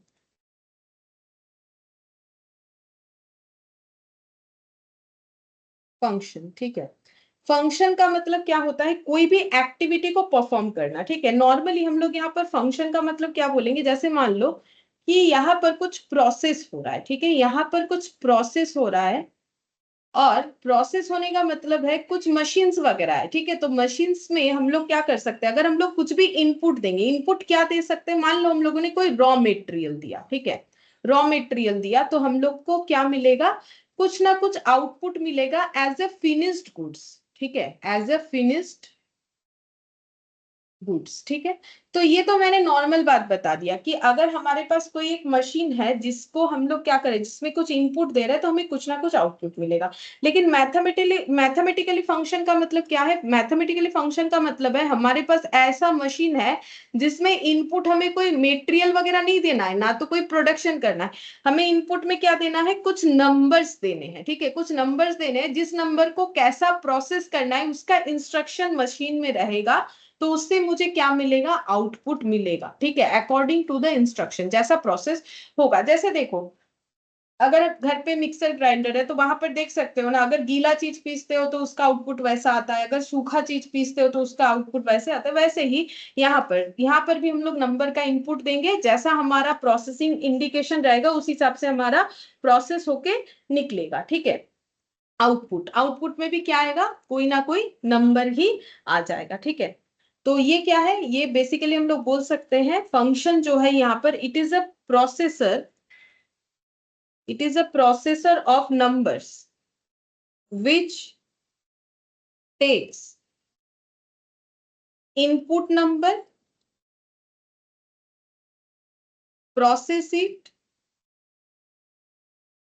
and give output and gives output, ठीक है। तो क्या होता है कि अगर हम लोग किसी प्रोसेसर में, ऐसे प्रोसेसर में जहां पर नंबर डाल सकते हैं, नंबर दे दिया तो वो इनपुट लेके क्या होगा, हमें कुछ ना कुछ जो है आउटपुट देगा, जैसा भी प्रोसेस होगा उसके हिसाब से। जैसे तुम लोग कैलकुलेटर में करते हो ना, कुछ एक इनपुट दिया, वो भी तो एक मशीन की तरह है।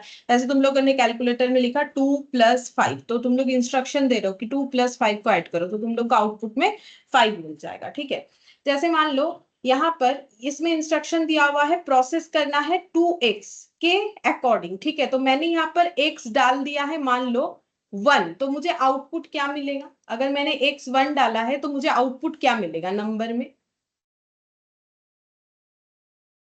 2 मिलेगा। 2 into 1 2 हो जाएगा। अगर हम यहाँ पर आउट इनपुट में दे देते हैं मान लो 3, तो मुझे आउटपुट में क्या मिलेगा, 6 मिलेगा। 2 into 3 6, ठीक है। इस तरीके से हमारा प्रोसेसिंग होगा। अच्छा, अब नेक्स्ट यहाँ पर हम एक एग्जांपल दे रहे हैं, तुम लोग बताओ कि आंसर क्या है। जैसे मैंने लिखा f of x equal to दे दिया है, मान लो 2x² + 1, ठीक है। और मैंने बोला कि x का वैल्यू हम लोग का 3 है, 3 इनपुट दो, तो बोलो हम लोग का आंसर क्या आएगा। मतलब मेरा क्वेश्चन ये है कि अगर x 3 है तो f ऑफ 3 इक्वल कितना होगा, ऐसे दिया जाता है, ठीक है। मतलब फंक्शन यानी एक्टिविटी मशीन्स में ये इंस्ट्रक्शन डाला हुआ है, तो अगर इनपुट x के x जो है इनपुट तो x, ये देखो यहाँ पर जो है ना, ये फंक्शन लिखने का तरीका है। f ऑफ x मतलब ये कुछ ऐसा है, f यानी फंक्शन, और यहाँ पर हो गया इसके अंदर दिया गया इनपुट, ठीक है। उसको ऐसे डिफाइन किया जाता है, फंक्शन और ये इनपुट। तो f ऑफ x, इनपुट को x से डिफाइन किया जाता है। तो अगर मुझे 3 इनपुट देना है तो मेरा f ऑफ 3 कितना आएगा? f ऑफ 3 मतलब फंक्शन 3 पे कैलकुलेट होके कितना दिखेगा आंसर, ये बताओ।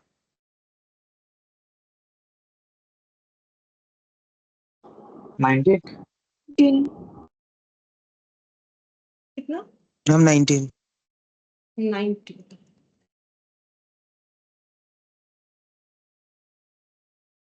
18 plus 1 19।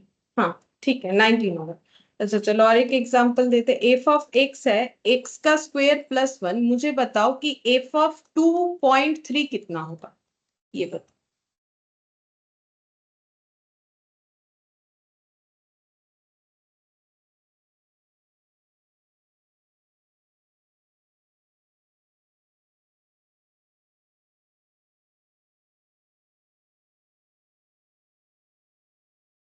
Six point two nine. 6.29. 6.29। ठीक है हम देख लेते हैं, मुझे भी नहीं पता। 6.29 होगा। अच्छा ठीक है चेक कर लेते। 2.3 देना है तुम लोग को, 2.3 का स्क्वायर और प्लस 1 करना है। करने पे आ रहा है 6.29। सही है 6.29 होगा। ठीक है तो ये हो गया कि फंक्शन, अगर हम लोग नॉर्मल फंक्शन को इस तरीके से समझे, ठीक है, तो फंक्शन को ऐसे तो समझ में आ रहा है कि हम लोग को एक प्रोसेसिंग दे देगा कि ऐसे प्रोसेस करो। जैसे देखो ये प्रोसेस टेक्निक है, ये प्रोसेस टेक्निक है। अब इसमें जैसा इनपुट बोलेगा, जैसा इनपुट दोगे उसी बेसिस पे आउटपुट मिलेगा। ठीक है जैसा इनपुट देते हैं उस बेसिस पे आउटपुट मिलेगा। लेकिन फंक्शन को हम लोग सेट के पॉइंट ऑफ व्यू से कैसे समझे, क्योंकि यहाँ पर हमें फंक्शन को सेट के पॉइंट ऑफ व्यू से भी समझना है। ठीक है तो उसको हम लोग कैसे समझे? तो देखो फंक्शन सेट क्या होता है, अभी तो मैंने फंक्शन समझाया। फंक्शन सेट क्या होता है? फंक्शन सेट क्या होता है, यहाँ पर एक पॉइंट लिखवा देते हैं फिर समझाते हैं। It is a relation set. Function set क्या है? रिलेशन। इसीलिए पहले रिलेशन नहीं पढ़ेंगे तो फंक्शन नहीं समझ में आता है। It is a relation set with the condition that, no distinct ordered pair of set have same first element। अभी कुछ नहीं समझ में आएगा, हम समझाते हैं। सेम फर्स्ट एलिमेंट, ठीक है। और डिनोट कैसे होता है वो भी हम बताते हैं। डिनोट कैसे होगा? If f is a function, function को एफ से ही डिनोट किया जाता है। F is a function defined from set A to set B, set A to set B, it is denoted as f such that, small f में ही लिखा जाता है नॉर्मली। ठीक है कभी कभार कैपिटल F भी देखोगे लिखा हुआ है, लेकिन ये नॉर्मली स्मॉल f से ही डिनोट होता है।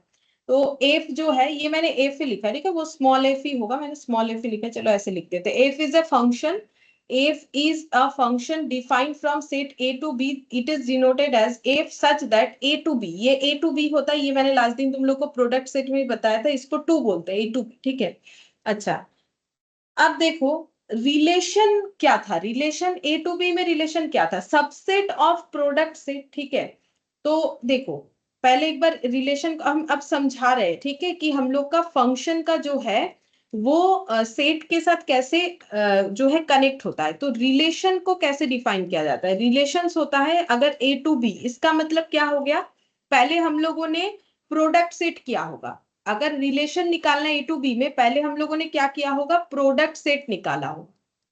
किसका? ए क्रॉस बी का। फिर उसमें से ढूंढा होगा subset of product set which satisfy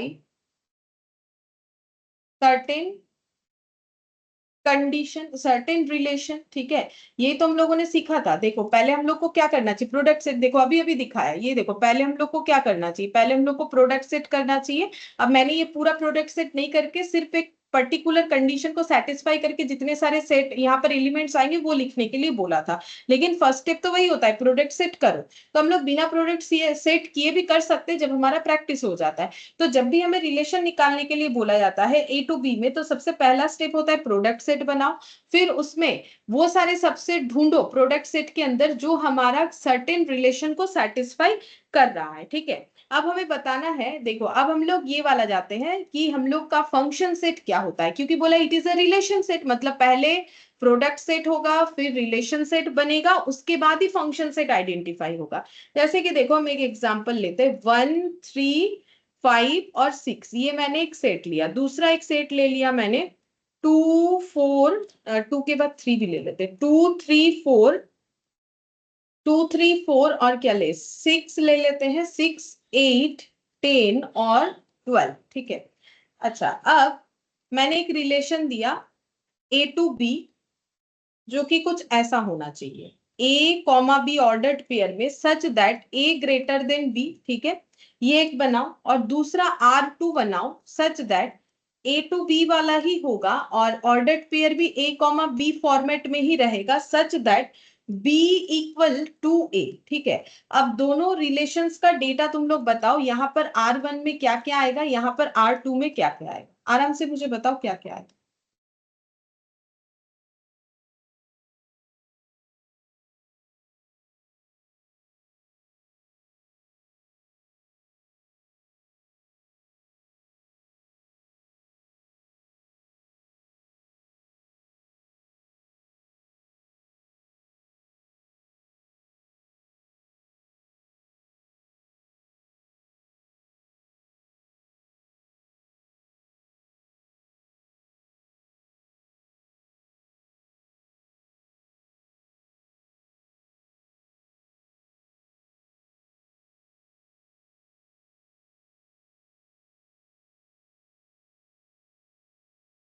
ma'am 3 2 3 2 and then 5 2 5 4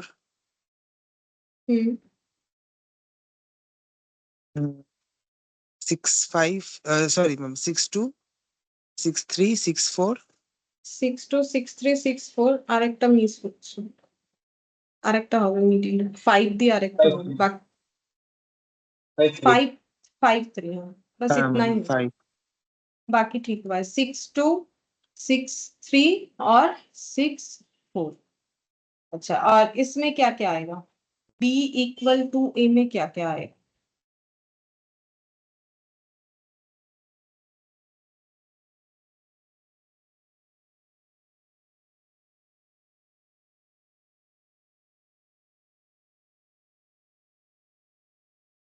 3366 3 3 6 6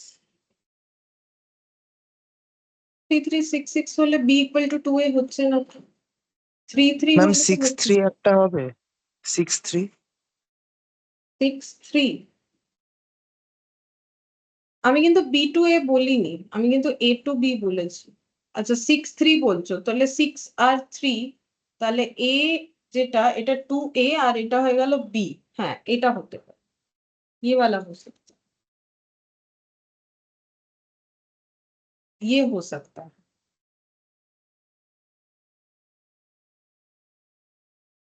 अच्छा एक काम करते, चलो ये थोड़ा सा उल्टा कर देते, तुम लोग के लिए थोड़ा आसान हो जाएगा, ऐसे उल्टा कैलकुलेशंस करने में आसान होता है। चलो मैंने इसे रैंडमली लिया, A इक्वल टू 2 B कर देते। चलो अब बताओ, अब थोड़ा आसान हो जाएगा, क्योंकि बिना प्रोडक्ट सेट बनाए उल्टा कैलकुलेशन करने में थोड़ा सा प्रॉब्लम हो रहा है, उसमें भी आ जाएगा, लेकिन देखो A इक्वल टू B कर दो, तब हो जाएगा मैम जल्दी। 5 10 एंड 6 12 इसके अलावा भी आएगा 5 10 6 12, ठीक है, और 2 आना चाहिए।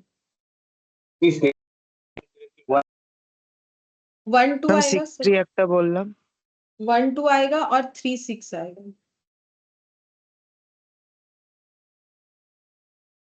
ओ 6 3 आएगा।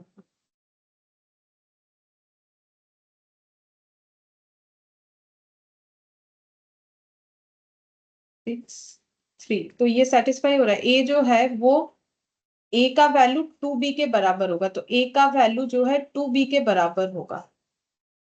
तो यहाँ पर 5, A 5 है और ये B जो है 2। मेरा लिखने का शायद तरीका गलत हो गया क्या? हम ये लिखना चाह रहे हैं A जो है 3 6 होगा। 3 6 होगा ना, हाँ ये 3 6 होगा तब होगा। सही है 3 6। अब सही बना है, देख लो तो एक बार 1 2 सेटिस्फाई हो रहा है। ये 4 ही होना चाहिए मेरे एग्जाम्पल के अकॉर्डिंग, तो मुझे जितना लग रहा है 4 सही लिखा हुआ है। देखो A equal to 2B,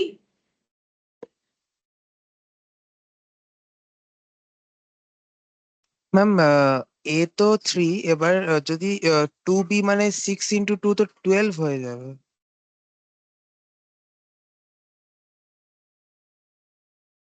B এর ভ্যালুটা বলছে তো এ হচ্ছে বি এর तो बी, আমি কি উল্টো লিখলাম? তাহলে আগেরটাই ঠিক ছিল। रुको रुको, ये लिखा हुआ रहने दो, मैंने शायद उल्टा लिखा है क्या? Pair b equal to 2a होना चाहिए, तब देखो अब सही बनेगा। b जो है वो 2a के बराबर होना चाहिए, तो b जो है ये देखो 2a करो, ये हो गया। b जो है वो 2a करो, हो जाएगा। b जो है वो 2a करने से हो जाएगा, b जो है 2a करने से हो जाएगा। ये b इक्वल टू 2a लिखने से ही जो है एग्जाम्पल सही रहेगा। अब देखो अब शायद समझ में आ जाएगा। यहाँ पर b का वैल्यू जो है वो 2a के बराबर होना चाहिए, तो हर जगह पे b देखो a का 2 गुना है, a का 2 गुना, a का 2 गुना, a का 2 गुना, a का 2 गुना। मैंने पहले सही लिखा था, पता नहीं क्यों चेंज कर दिया। ठीक है, तो ये देखो ये बन गया। अच्छा अब देखो यहाँ पर, ये तो हम लोगों ने सिर्फ बनाया। अब देखो यहाँ पर क्या बोला है, ये एक रिलेशन सेट है, तो इसमें हमें ढूंढना है कि कौन सा फंक्शन है, कौन सा रिलेशन सेट हम लोग का फंक्शन भी है। It is a relation set. Function set जो है वो एक रिलेशन सेट होगा। तुम लोगों ने 2 रिलेशन बनाया है, लेकिन कंडीशन क्या है? That no distinct ordered pair of set have same first element. बोल रहा है कोई भी ऑर्डर्ड पेयर का सेम फर्स्ट एलिमेंट नहीं होना चाहिए। ठीक है, तो देखते हैं ऑर्डर्ड पेयर कितने सारे। यहाँ पर ऑर्डर्ड पेयर है 1 2 3 4 5 6 7। पॉइंट ये बोल रहा है फंक्शन तभी होगा अगर किसी भी ऑर्डर्ड पेयर का फर्स्ट एलिमेंट सेम नहीं होगा। इसका फर्स्ट एलिमेंट 3 है, इसका 5 है, इसका 5 है, ये भी 5 है, ये 6 है, यहाँ पर भी 6 है, यहाँ पर भी 6 है। तो सीधा बात इतना है कि फर्स्ट जो एलिमेंट है ऑर्डर्ड पेयर का, अगर वो रिलेशन सेट के अंदर जो है रिपीट हो रहा है, जैसे यहाँ 3 देखो एक बार है, चलो 3 तो एक बार है, लेकिन 5 देखो 1 2 3 टाइम्स है, 6 3 टाइम्स है, तो इसको हम लोग बोलेंगे नॉट ए फंक्शन। पूरे इस R1 को ही नॉट ए फंक्शन बोल दिया जाएगा। ठीक है, तो अब देख लो डेफिनेशन क्या लिखा हुआ है कि नो डिस्टिंक्ट ऑर्डर्ड पेयर, अलग अलग ऑर्डर्ड पेयर का जो है सेम फर्स्ट एलिमेंट नहीं होना चाहिए। अलग अलग ऑर्डर्ड पेयर का मतलब ये अगर 3 है तो यहाँ पर और कोई 3 वाला ऑर्डर्ड पेयर नहीं होना चाहिए, यहाँ 5 है तो और कोई 5 वाला ऑर्डर्ड पेयर नहीं होना चाहिए। फर्स्ट सेकेंड रिपीटेशन से कोई मतलब नहीं है। ठीक है, फर्स्ट का रिपीटेशन नहीं होना चाहिए, तो ये नॉट ए फंक्शन। अच्छा अब अगर मेरा ये बात समझ में आया तो R2 फंक्शन है कि नहीं मुझे ये बताओ। R2 फंक्शन है कि नहीं मुझे ये बताओ। क्या देखना है कि हाँ R2 फंक्शन है, करें R2 फंक्शन है, क्योंकि हर एक ऑर्डर्ड पेयर का देखो फर्स्ट एलिमेंट डिस्टिंक्ट है, ये 1 ये 3 ये 5 और ये 6। अगर पूरे रिलेशन के अंदर जितने सारे ऑर्डर्ड पेयर है उसमें अगर कोई भी ऑर्डर्ड पेयर का फर्स्ट एलिमेंट किसी और ऑर्डर्ड पेयर में रिपीट हो चुका है तो फिर वो हम लोग का फंक्शन नहीं होगा, अदरवाइज फंक्शन होगा। ओनली फर्स्ट एलिमेंट देखना है, सेकंड एलिमेंट से कोई मतलब नहीं रखा जाएगा। ठीक है, मतलब मान लो यहाँ 2 था, सपोज करो कि यहाँ भी 2 आ जाता तो हम लोग ये नहीं बोलेंगे कि ये फंक्शन ही है। ओनली फर्स्ट एलिमेंट रिपीट नहीं होना चाहिए, सेकेंड एलिमेंट से हमें कोई लेना देना नहीं है। सेकेंड एलिमेंट रिपीट हो तो ठीक, ना हो तो भी ठीक। ठीक है, और इसको ऐसे डिनोट किया जाता है। तो ये हो गया डेफिनेशन का, जो मैंने बताने का कोशिश किया तुम लोगों को कि ये डेफिनेशन कैसे होता है। अब फंक्शन में मैपिंग भी होता है। मैपिंग का मतलब जैसे सेट में तुम लोगों ने वेन डायग्राम ड्रॉ किया था, यहाँ पर मैपिंग होता है। जैसे ये R1 और R2 का मैपिंग दिखाते हैं। मैपिंग कैसे किया जाता है, देखो मैपिंग का मतलब ऐसे होता है, ड्रॉ करने तुम लोग को देगा नहीं लेकिन हम बता रहे हैं। ये देखो R1 और R2, एक साइड में हमें सारे इनपुट्स को लिखना होता है, दूसरे साइड में हमें आउटपुट को लिखना होता है। तो यहाँ पर इनपुट कौन सा है 3 और 2 में, तुम लोग बताओ इनपुट क्या है। इनपुट नॉर्मली एक्स को बोला जाता है या फिर फर्स्ट जो कोऑर्डिनेट है उसे इनपुट बोला जाता है। हाँ, पहले केस में 3 इनपुट है और उसके अगेंस्ट में इसका जो पेयर में जो y आ रहा है या फिर b आ रहा है वो हम लोग का आउटपुट होता है। तो आउटपुट कितना है 2। ठीक है, सेम तरीके से input 5 output 2, input 5 output 2 already लिखा हुआ है तो हम दोबारा नहीं लिख रहे हैं। फिर है 3 5 और यहाँ पर 6, ठीक ठीक है, 3 इनपुट है 3 5 और 6, और आउटपुट कितना है देखो, आउटपुट है हम लोग का 2 4 3, 2 4 3 ये है, जिसमें से 2 मैंने लिख लिया है, 4 और 3। अब मैपिंग कैसे होगा ये देखो, मैपिंग का मतलब ये ऐसे ऐसे सर्कल किया जाता है, ठीक है, ऐसे कर सकते हैं, ऐसे जो है इस फॉर्मेट में हो जाता है, कर भी सकते हो नहीं भी कर सकते हो, ठीक है। तो 3 के अगेंस्ट में इनपुट था 2, तो इसको ऐसे एरो से जोड़ना पड़ेगा, 3 2 5 2 था, ठीक है, तो 5 2, तो 5 को भी ऐसे मुझे जोड़ना पड़ेगा 5 के साथ 2, ठीक है, 5 2 5 4 5 3 5 4 5 3, तो 5 के साथ 4 और 5 के साथ 3, ठीक है। अच्छा नेक्स्ट देखते हैं 6 2 6 3 6 4 6 2 6 3 6 4, तो 6 2 6 3 और 6, ठीक है, ये हो गया हम लोग का मैपिंग, ठीक है, ये मैपिंग हो गया। R2 का भी मैपिंग दिखाते हैं, R2 का मैपिंग कैसे होगा, तो इसमें क्या क्या इनपुट दोगे, R के हिसाब से देखना है, 1 स्टार्टिंग वाला इनपुट 1 3 5 6, तो ये लिख देते हैं 1 3 5 और 6, और आउटपुट क्या क्या है 2 6 10 12, 2 6 10 12, तो यहाँ पर लिखते हैं 2 6 10 और 12, ठीक है।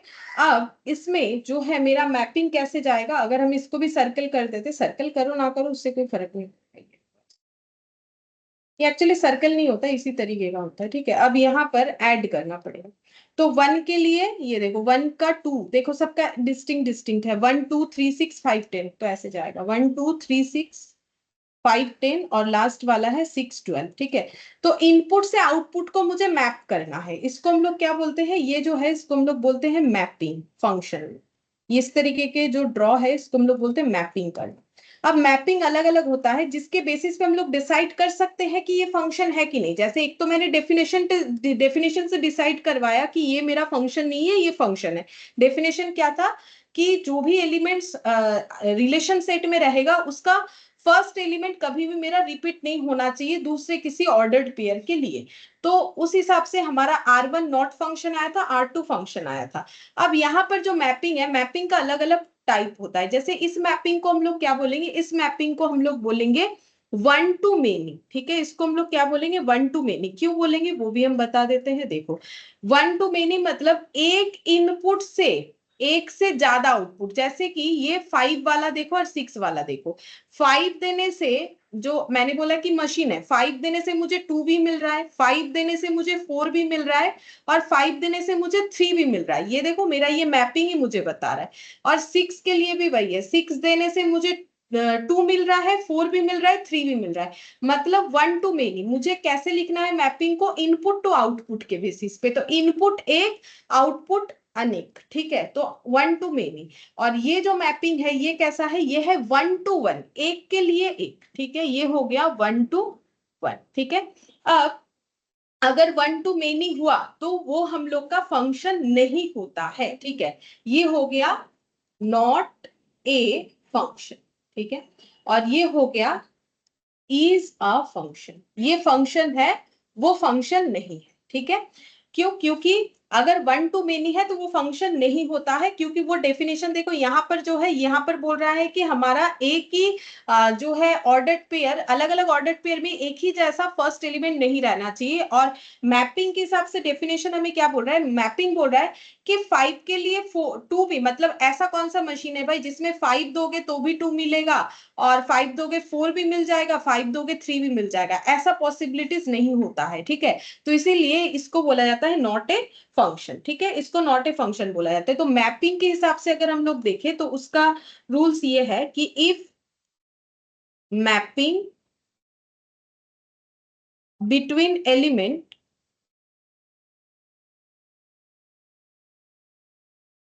of elements of ordered pair is 1 1 or many 1, then only its function. One to many mapping is not a function. ठीक है, तो मैंने यहाँ पर क्या लिखवा दिया है, यहाँ पर मैंने बोला है कि अगर मैपिंग का देखें हम लोग बिटवीन एलिमेंट्स, क्योंकि वो सारे एलिमेंट्स थे of ordered pair, ordered pair में जो एलिमेंट्स थे उसका हम लोगों ने मैपिंग किया। मैपिंग करना मैंने दिखाया कैसे किया जाता है। इज 1 1, अगर 1 1 हो रहा है और मेनी 1, ठीक है, मेनी 1 भी होता है, वो मैंने अभी एग्जाम्पल नहीं लिया है, आएगा तब बता देंगे, अभी 1 1 ही समझो। अगर 1 1 होता है तो वो फंक्शन होगा। अगर 1 to मेनी मैपिंग है तो वो फंक्शन नहीं होगा। 1 to मेनी मैपिंग है तो फंक्शन नहीं होगा। तो मैपिंग के अकॉर्डिंग भी फंक्शन कैसे आइडेंटिफाई करना है मैंने बताया।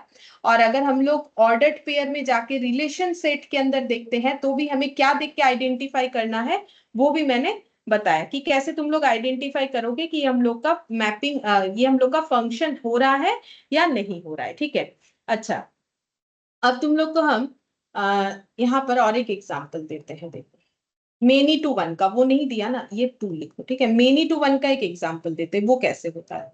जैसे कि मैंने यहाँ पर मेनी टू 1 का एग्जाम्पल के लिए दे रहे हैं। यहाँ पर जैसे मान लो मैंने लिखा ए 1 2 3 0 -1 -2 और -3, और बी लिखा है 1 4 9 और 0। ठीक है, अच्छा अब R1 मैंने लिखा है A to B such that A comma B में होना चाहिए और B इक्वल A स्क्वायर ये होना चाहिए, B इक्वल A स्क्वायर। तो R1 में क्या क्या आएगा पहले ये बताओ, और उससे पहले बताओ कि फंक्शन होगा कि नहीं, उसके बाद मैपिंग से भी देखेंगे। तो R1 में क्या क्या आएगा, अगर मेरा B इक्वल A स्क्वायर होना चाहिए तो R1 में क्या क्या आएगा।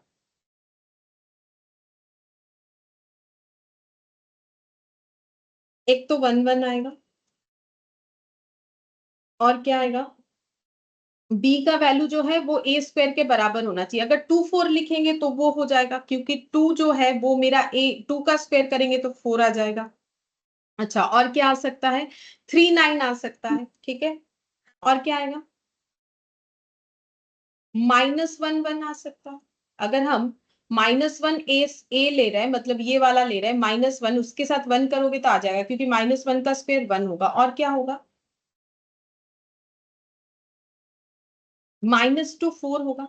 ठीक है, -2 4 भी तो हो रहा है, -2 का स्क्वायर करने से 4 आ जाएगा। और क्या होगा, -3 9 होगा। ठीक है, और एक होगा, और एक होगा हम लोग का 0 0। ठीक है, 0 0 ये हो जाएगा। अच्छा चलो मैंने ही लिख दिया रिलेशन, क्योंकि थोड़ा टाइम लगता है फाइंड आउट करने में, तो मैंने रिलेशन लिख दिया कि क्या होगा। ठीक है, अच्छा अब मुझे एक चीज बताओ कि क्या ये फंक्शन है। फंक्शन का रिलेशन वाला डेफिनेशन से मुझे ये बताओ कि ये फंक्शन है या नहीं है। वो कैसे बताओगे, तुम लोग को देखना है कि फर्स्ट एलिमेंट, हाँ बोलो। मैम फंक्शन है। हाँ, ये फंक्शन है, फंक्शन है। ठीक है, क्यों है, क्योंकि रिलेशन सेट में स्टार्टिंग का ऑर्डर्ड पेयर एक भी रिपीटेड नहीं है। 1 2 3 -1 -2 -3 0 सारे अलग अलग है, तो ये हम लोग का फंक्शन है। अब मैपिंग करके देखते हैं ये कैसा मैपिंग दिखेगा। तो मैपिंग कैसे किया जाता है, मुझे रिलेशन सेट का मैपिंग करना है। ठीक है, तो उसमें मुझे क्या क्या लिखना है, ये एक ऐसे, हाँ बोलो, b equal to a square। b equal to a square है। हाँ, तो 2 और 4 कैसे आ गया, 4 2 तो आना चाहिए ना।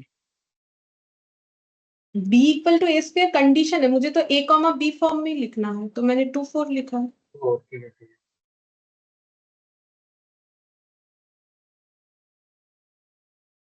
यहाँ पर b।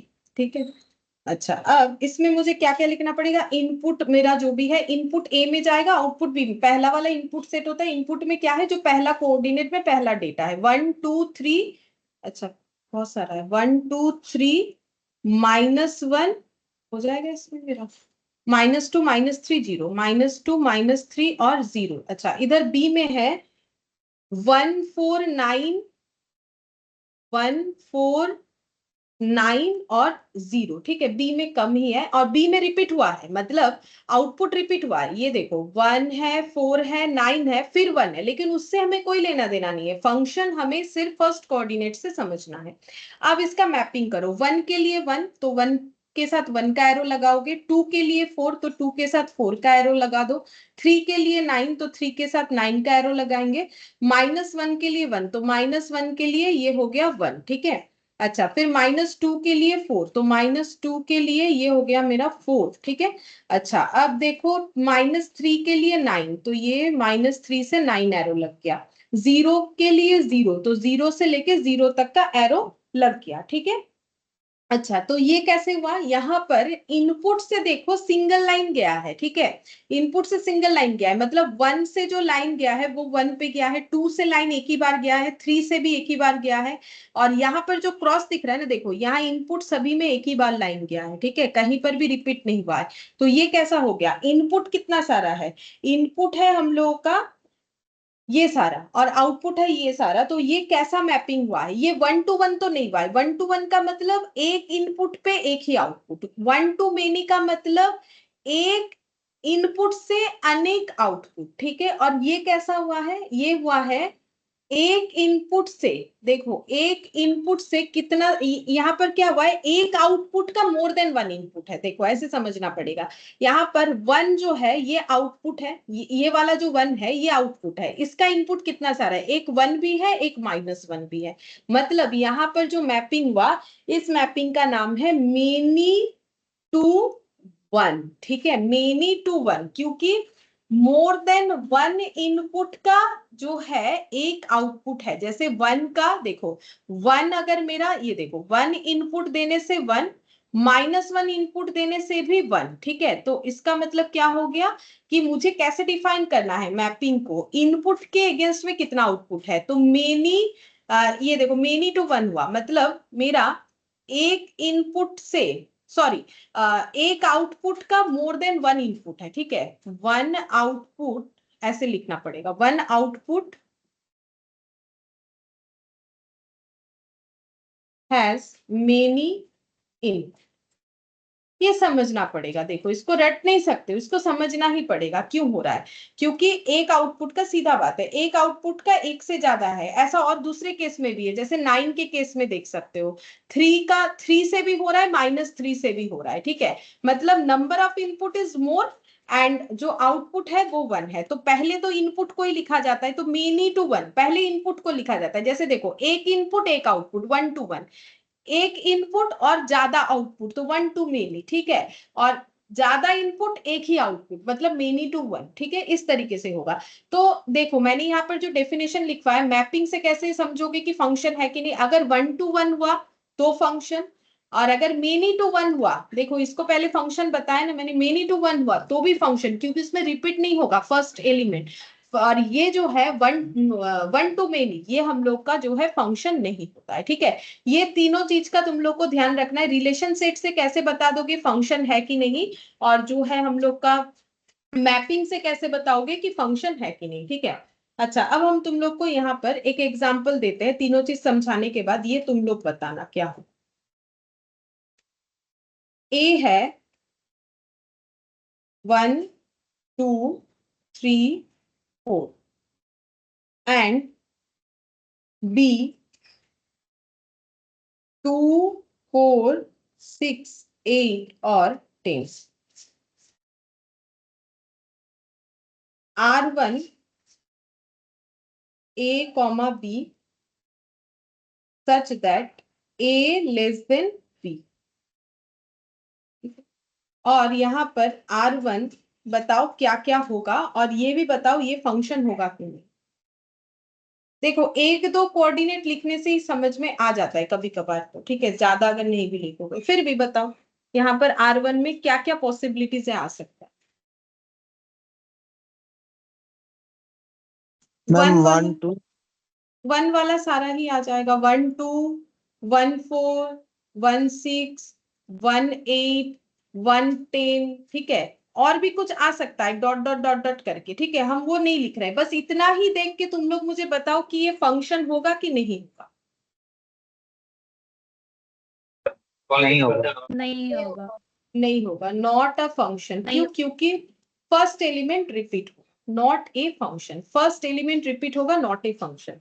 अब बोलो इसका अगर मैपिंग बनाओगे, इतने से ही बना के देख के मुझे बोलो कैसा मैपिंग बनेगा, 1 to 1, 1 to many या many to 1? तो बोलो कौन सा बनेगा?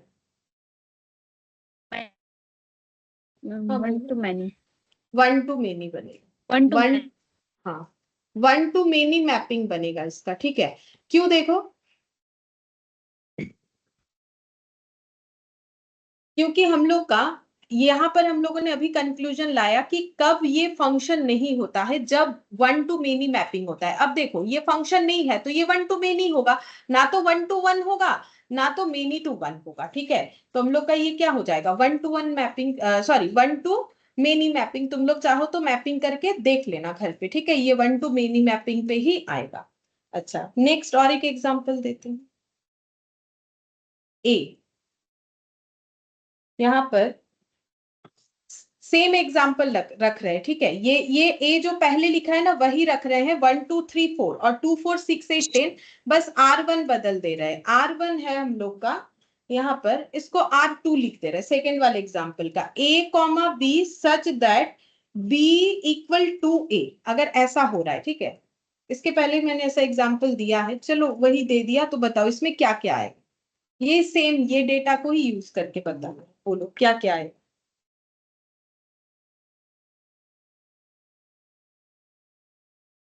मुझे बी सेकंड में ही लिखना है, ठीक है, लेकिन मेरा बी जो है ए का डबल होना चाहिए। तो क्या क्या आ जाएगा मेरे हिसाब से? 1 2 आएगा मैम 1 2 2 4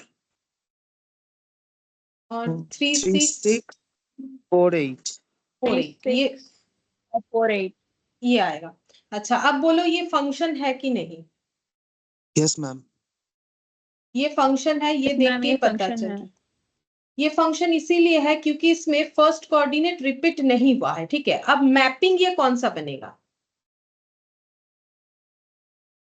फंक्शन है तो दो ही मैपिंग बन सकता है, या तो 1 to 1 या फिर many to 1। तो कौन सा मैपिंग बनेगा इसका? 1 to 1, सही। 1 to 1। 1 to 1, ये 1 to 1 मैपिंग बनेगा। 1 के लिए 2 ही है, डिस्टिंक्ट है। देखो 2 के लिए 4, 3 के लिए 6, 4 के लिए 8, किसी भी चीज में रिपीटेशन हमारा नहीं। अच्छा, और एक एग्जाम्पल।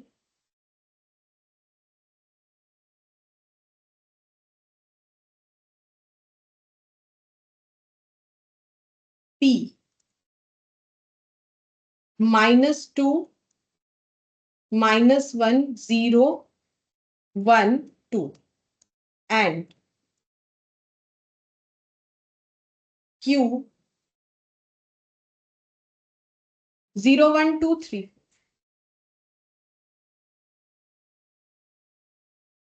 R3, इसको मैंने R3 लिखा है, या जो भी लिख सकते हो, सिर्फ R भी लिख सकते हो, कोई फर्क नहीं पड़ेगा। P, Q such that Q equal P square, ठीक है। अब बताना है फंक्शन है कि नहीं।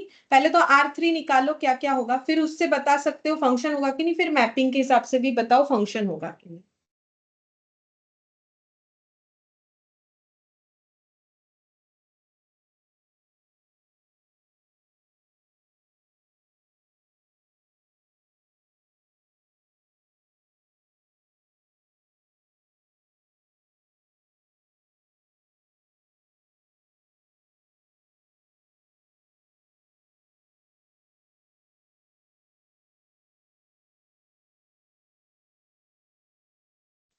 मैम -2 4 -2 4 -1 1, ये भी आएगा। 0 0 आएगा। -1। और क्या मैम आएगा? 1 1 1 1 आ जाएगा, और एक 2 4 आ जाएगा, ठीक है। 2 4। इतना ही आएगा। मुझे बोलो ये फंक्शन हो रहा है कि नहीं, ये सेट देख के बताओ फंक्शन हो रहा है कि नहीं। यस मैम, ये फंक्शन है। ये हम लोग का हम्म। फंक्शन है, यस ये फंक्शन, ठीक है। ये फंक्शन है क्योंकि फर्स्ट कोऑर्डिनेट रिपीट नहीं हुआ। और इससे अगर मैपिंग करोगे तो मैपिंग कौन सा वाला बनेगा? अगर फंक्शन है तो दो ही मैपिंग हो सकता है, या तो 1 to 1 या मेनी टू वन। तो इसमें 1 to 1 क्या हो रहा है? मेनी टू वन होगा।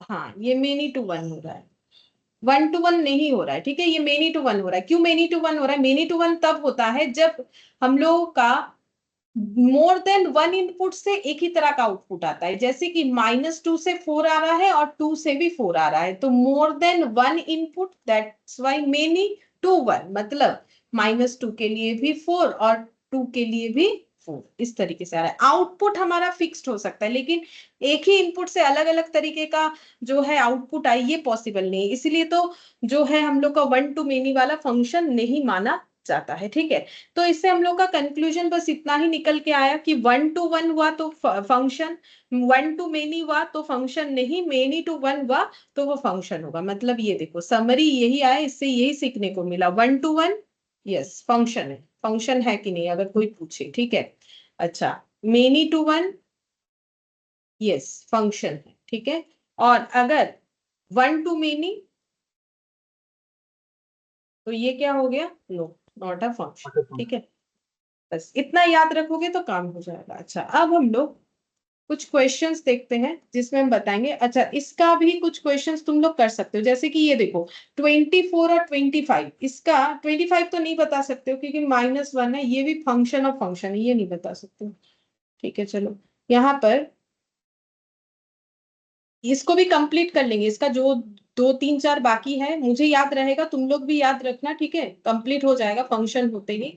अभी हमें सेट बी में जाना पड़ेगा। सेट ए जो है ये हम लोग का कंप्लीट था। अच्छा, ये पहला क्वेश्चन बताओ कि यहां से देख के तुम लोग बताओ कि इसमें से फंक्शन कौन सा है। ठीक है, तुम लोग को बताना है कि ए में सेट एलिमेंट्स, बी का सेट एलिमेंट्स गिवन है। हम लोग को बोला है कि which of the element on A to B are function. A to B का अगर फंक्शन बनता है, फंक्शन कैसे बनेगा? पहले ए क्रॉस बी होगा प्रोडक्ट सेट, फिर एक रिलेशनल सेट बनेगा और उसमें से फंक्शंस। तो ये सब दे दिया है, बोल रहा है कि ये एक फंक्शन सेट, ये, लेकिन इसमें से कुछ तो होगा जो फंक्शन सेट नहीं है। तुम लोग को बताना है कौन सा फंक्शन सेट है। बोलो कौन सा फंक्शन सेट है। तो जो मैंने अभी रूल्स बताए उसी से तुम लोग को बताना। अगर आंसर 2 आ रहा है तो 2 ही दो, क्योंकि हाँ बोलो। डी और बी।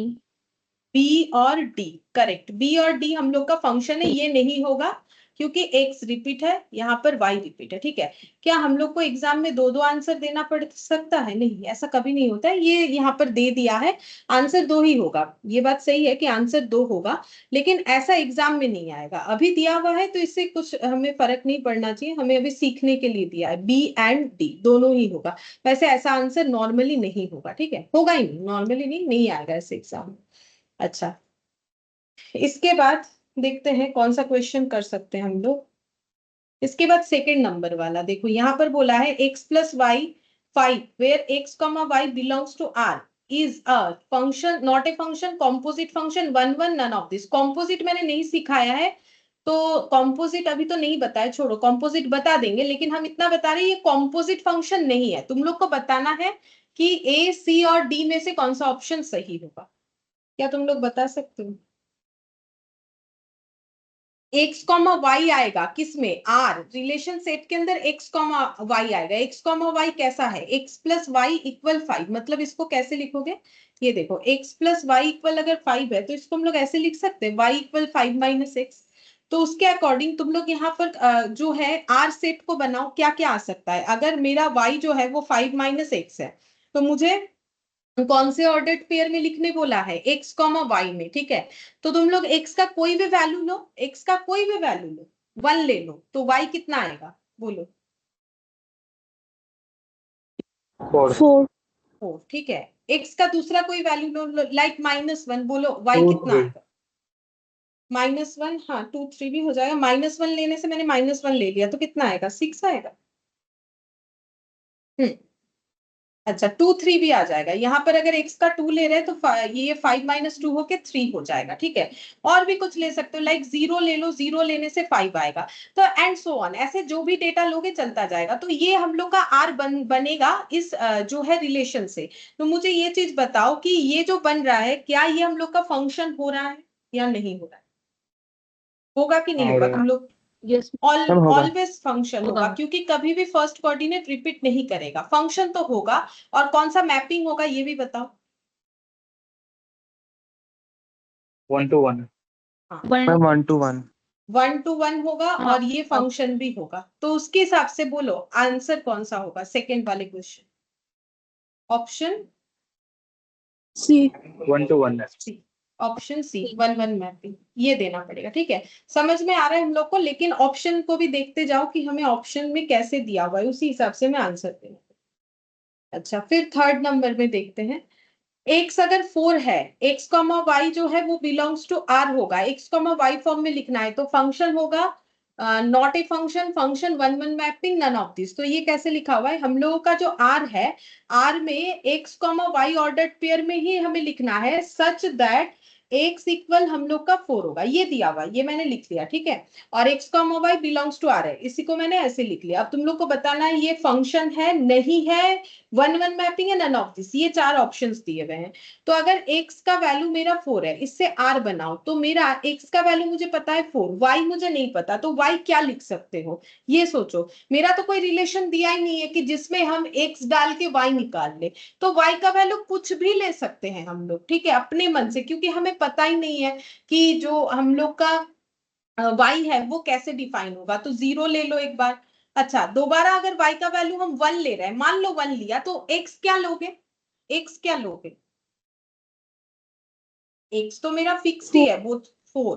तो ऐसे करके जो भी 4. लिखो, मेरा स्टार्टिंग वाला तो 4 ही रहेगा, पीछे तुम लोग कुछ भी लिख सकते 1 हो। to नहीं।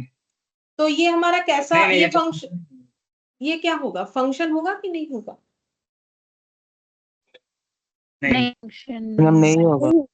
नॉट ए फंक्शन, क्योंकि फर्स्ट कोऑर्डिनेट, फर्स्ट जो है हम लोग का एलिमेंट, एलिमेंट नहीं, एलिमेंट तो ये पूरा ऑर्डर्ड पेयर है, हर एक ऑर्डर्ड पेयर में मेरा फर्स्ट जो डेटा है वो रिपीट हो रहा है। ठीक है, फर्स्ट जो मेरा कोऑर्डिनेट है वो मेरा रिपीट हो रहा है, तो ये देख, ये रिपीट हो रहा है, तो ये हम लोग का हो जाएगा नॉट ए फंक्शन, यानी ऑप्शन ए हो गया। ठीक है, अच्छा फोर्थ नंबर, फोर्थ नंबर में देखो क्या दिया है, सेम टाइप ऑफ है। ठीक है, देखो यहाँ पर बोला है x comma y such that y equal x का square x y belongs to R, मतलब हम लोग को ऐसे दिया हुआ है, हम लोग को एक्स वाई फॉर्मेट में आर के अंदर डेटा रखना है सच दैट वाई जो है वो एक्स स्क्वायर के बराबर है। ठीक है, हम लोग को बताना है ये फंक्शन होगा कि नहीं होगा। ठीक है, चलो बताओ, तो अगर हम लोग आर बना रहे हैं, तो अगर बोला है कि वाई जो है वो एक्स स्क्वायर होगा, तुम लोग कुछ भी डेटा लेके करो, एक्स का वैल्यू कुछ एक मान लो, उसके हिसाब से करो। अगर एक्स 1 मानते हो तो कितना लिखोगे, कुछ भी वैल्यू निकाल के कर सकते हो। मैम 1 x का 1 हुआ स्क्वायर तो y भी 1 होगा। 1-1 होगा। अगर एक्स 2 ले लेते हैं, रैंडमली ले रहे हैं, हमें थोड़ी ना कुछ बोला है, कितना हो जाएगा, 4 to 4. 2 2 4। 4 2 और ठीक है, कुछ और ले लो, चलो -1 ले लो, कितना 3 होगा। 9. हाँ, 3-9 भी हो सकता है, अगर 3 लेते हो तो 3-9 होगा, और अगर -1 लेते हैं तो कितना आएगा, -1 कॉमा 1. 1। 1 ऐसे होगा। 1. चलो, और नहीं लिख रहा है, अब बताओ, ऐसे करके कुछ भी हो सकता है, जैसा तुम लोग डेटा लेना चाहोगे, क्योंकि कुछ हमें बोला नहीं है। तो बोलो ये रिलेशन होगा कि नहीं होगा, ए सॉरी फंक्शन होगा कि नहीं होगा। Yes, ma'am. हाँ, is a Yes, ma'am. Function, Yes, और function. कौन सा फंक्शन होगा मैपिंग के according, 1 to many. 1 to one many। 1 to many, 1 1 to to many 1. होने से तो फंक्शन होता ही नहीं है। तो sorry, many to 1. Many to 1 है ये, मेनी टू 1 मतलब, मेनी टू 1 का मतलब है एक मोर देन 1 इनपुट से एक ही आउटपुट, जैसे 1 के लिए 1 और -1 के लिए भी 1। ठीक है, तो आउटपुट ज्यादा है, इनपुट एक ही आएगा, मेनी टू 1 होता है तो ही फंक्शन होता है। तो अब देखो ऑप्शंस हमारा कैसा दिया है, फोर्थ नंबर का क्या आंसर देना पड़ेगा, बी फंक्शन। ठीक है, इसका आंसर हमें देना पड़ेगा बी फंक्शन, ये एक फंक्शन है, क्योंकि देखो पहला बोला है नॉट ए फंक्शन, वो तो नहीं है, फंक्शन है। इनवर्स मैपिंग ये नहीं है, इनवर्स मैपिंग मैंने भले ही ना सिखाया हो अभी, इनवर्स मैपिंग क्या होता है बता देंगे, लेकिन ये हम लोग का फंक्शन ही होगा इसका आंसर। ठीक है, अच्छा, और फिफ्थ नंबर भी देख लो, सेम टाइप ऑफ है। ठीक है, फिफ्थ नंबर, 5th नंबर में हमें x, y ऑर्डर्ड पेयर दिया होगा, उसके बाद क्या दिया है देखते हैं। Such that x less than y, x less than y, ठीक है, where x, y belongs to r है, ठीक है। तो हम लोग को बताने फंक्शन होगा नहीं होगा, ठीक है। तो तुम लोग r बनाओ, r कैसे बनाओगे, मतलब तुम लोग को x का वैल्यू हमेशा y से कम रखना है। तो कोई भी 2-3 पेयर बताओ, जैसे कि हम एक लिखते हैं 1,2, ये हो जाएगा। और क्या होगा बोलो तो, उसके बाद ये भी तो हो जाएगा 1,4, ठीक है, ऐसे हो जाएगा 2,4, 2,3 ठीक है, 2,3, ठीक है। इस तरीके का काफी सारा कुछ भी हो सकता है, लेकिन हम लोग को ये आइडेंटिफाई करना है क्या ये फंक्शन बनने के लिए केपेबल है कि नहीं, नहीं नहीं है, क्योंकि नहीं। हम लोग का 1 के लिए 2 ये भी सेटिस्फाई करेगा, 1 के लिए 4 ये भी सेटिस्फाई करेगा। तो वो ऐसा नहीं कि तुम लोग इसको अवॉइड करके चले जाओ, लिखना तो पड़ेगा, मतलब चेक तो करना पड़ेगा। तो x लेस देन y, तो x लेस देन y 1, 2, 100 किसी में भी हो सकता है, ठीक है। तो मेरा फर्स्ट कोऑर्डिनेट रिपीट होने का फुल चांसेस है, ठीक है, फर्स्ट एलिमेंट। तो फिर ये हम लोग का नॉट ए फंक्शन हो जाएगा, मतलब ऑप्शन ए, ये वाला not a function, not a function, ठीक है। और ऑप्शन हम लोग का ए हो जाएगा। तो इसका मैपिंग करोगे तो कौन सा मैपिंग आएगा बोलो, अगर नॉट ए फंक्शन है तो mapping 1 to many। 1 to many। देखो ना, एक इनपुट आउटपुट बहुत सारा, और ये पॉसिबल नहीं है, मतलब ऐसे याद रखो ना कि हम इनपुट जो भी दे मुझे क्या अलग अलग आउटपुट मिल सकता है, ये तो पॉसिबल नहीं है, ठीक है।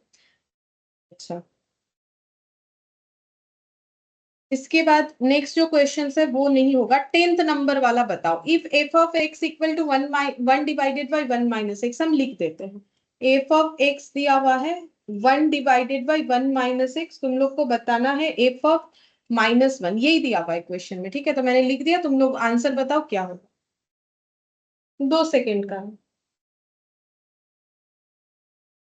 Ma'am 0.5।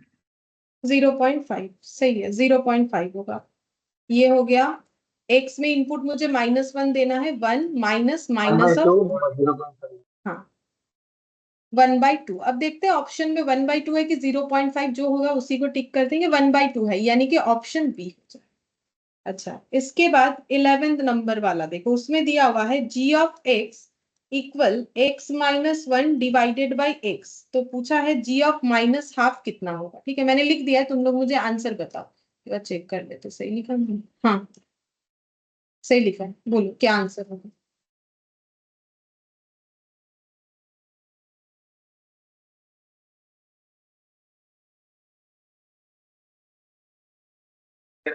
One and half by half. Answer कितना बोल रहे हो, 3 होना चाहिए, 3। ये -1/2 लिखा है मैंने, 3 होना चाहिए, ये -1/2, 1/2 बोल रहे 1/2।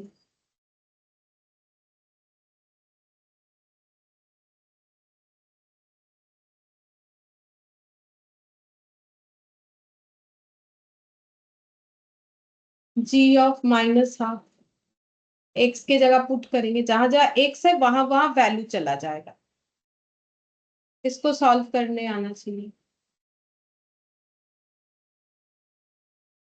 -1/2, ठीक है, -3/2, 3/1। 3/1 मतलब 3 आंसर होगा, ठीक है, आंसर 3 होगा, जो कि ऑप्शन डी के साथ मैच हो रहा है। ये सिंपल कैलकुलेशन, इसमें कुछ है नहीं हो ऐसा, ठीक है, ये हम लोग का डी आंसर हो जाएगा। अच्छा, इसके बाद 14th नंबर देखो, 14th नंबर में क्या बोला है, ये सब हम लोग अभी नहीं कर सकते। 14th नंबर में बोला है the function f of x equal to 2 x, ये 1 मैपिंग होगा, 1 मेनी 1 या नन ऑफ दिस, ये तुम लोग को बताना है।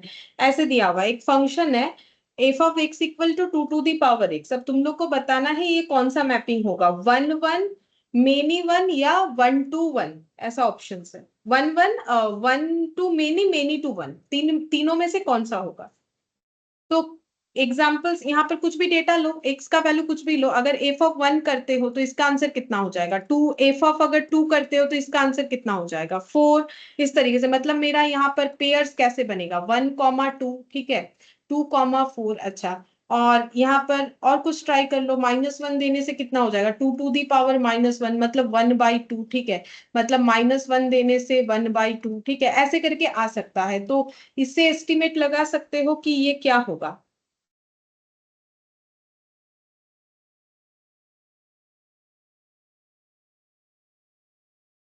1:1.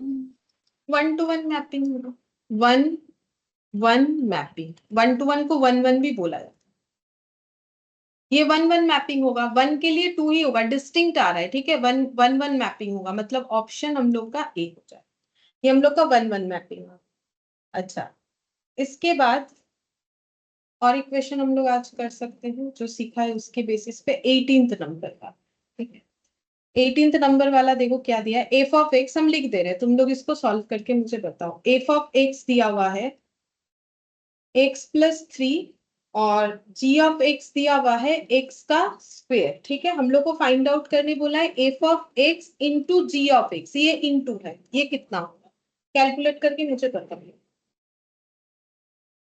यही लास्ट है और नहीं, कंप्लीट आज के लिए इतना है। पहले ये करके बताओ कितना आ रहा है।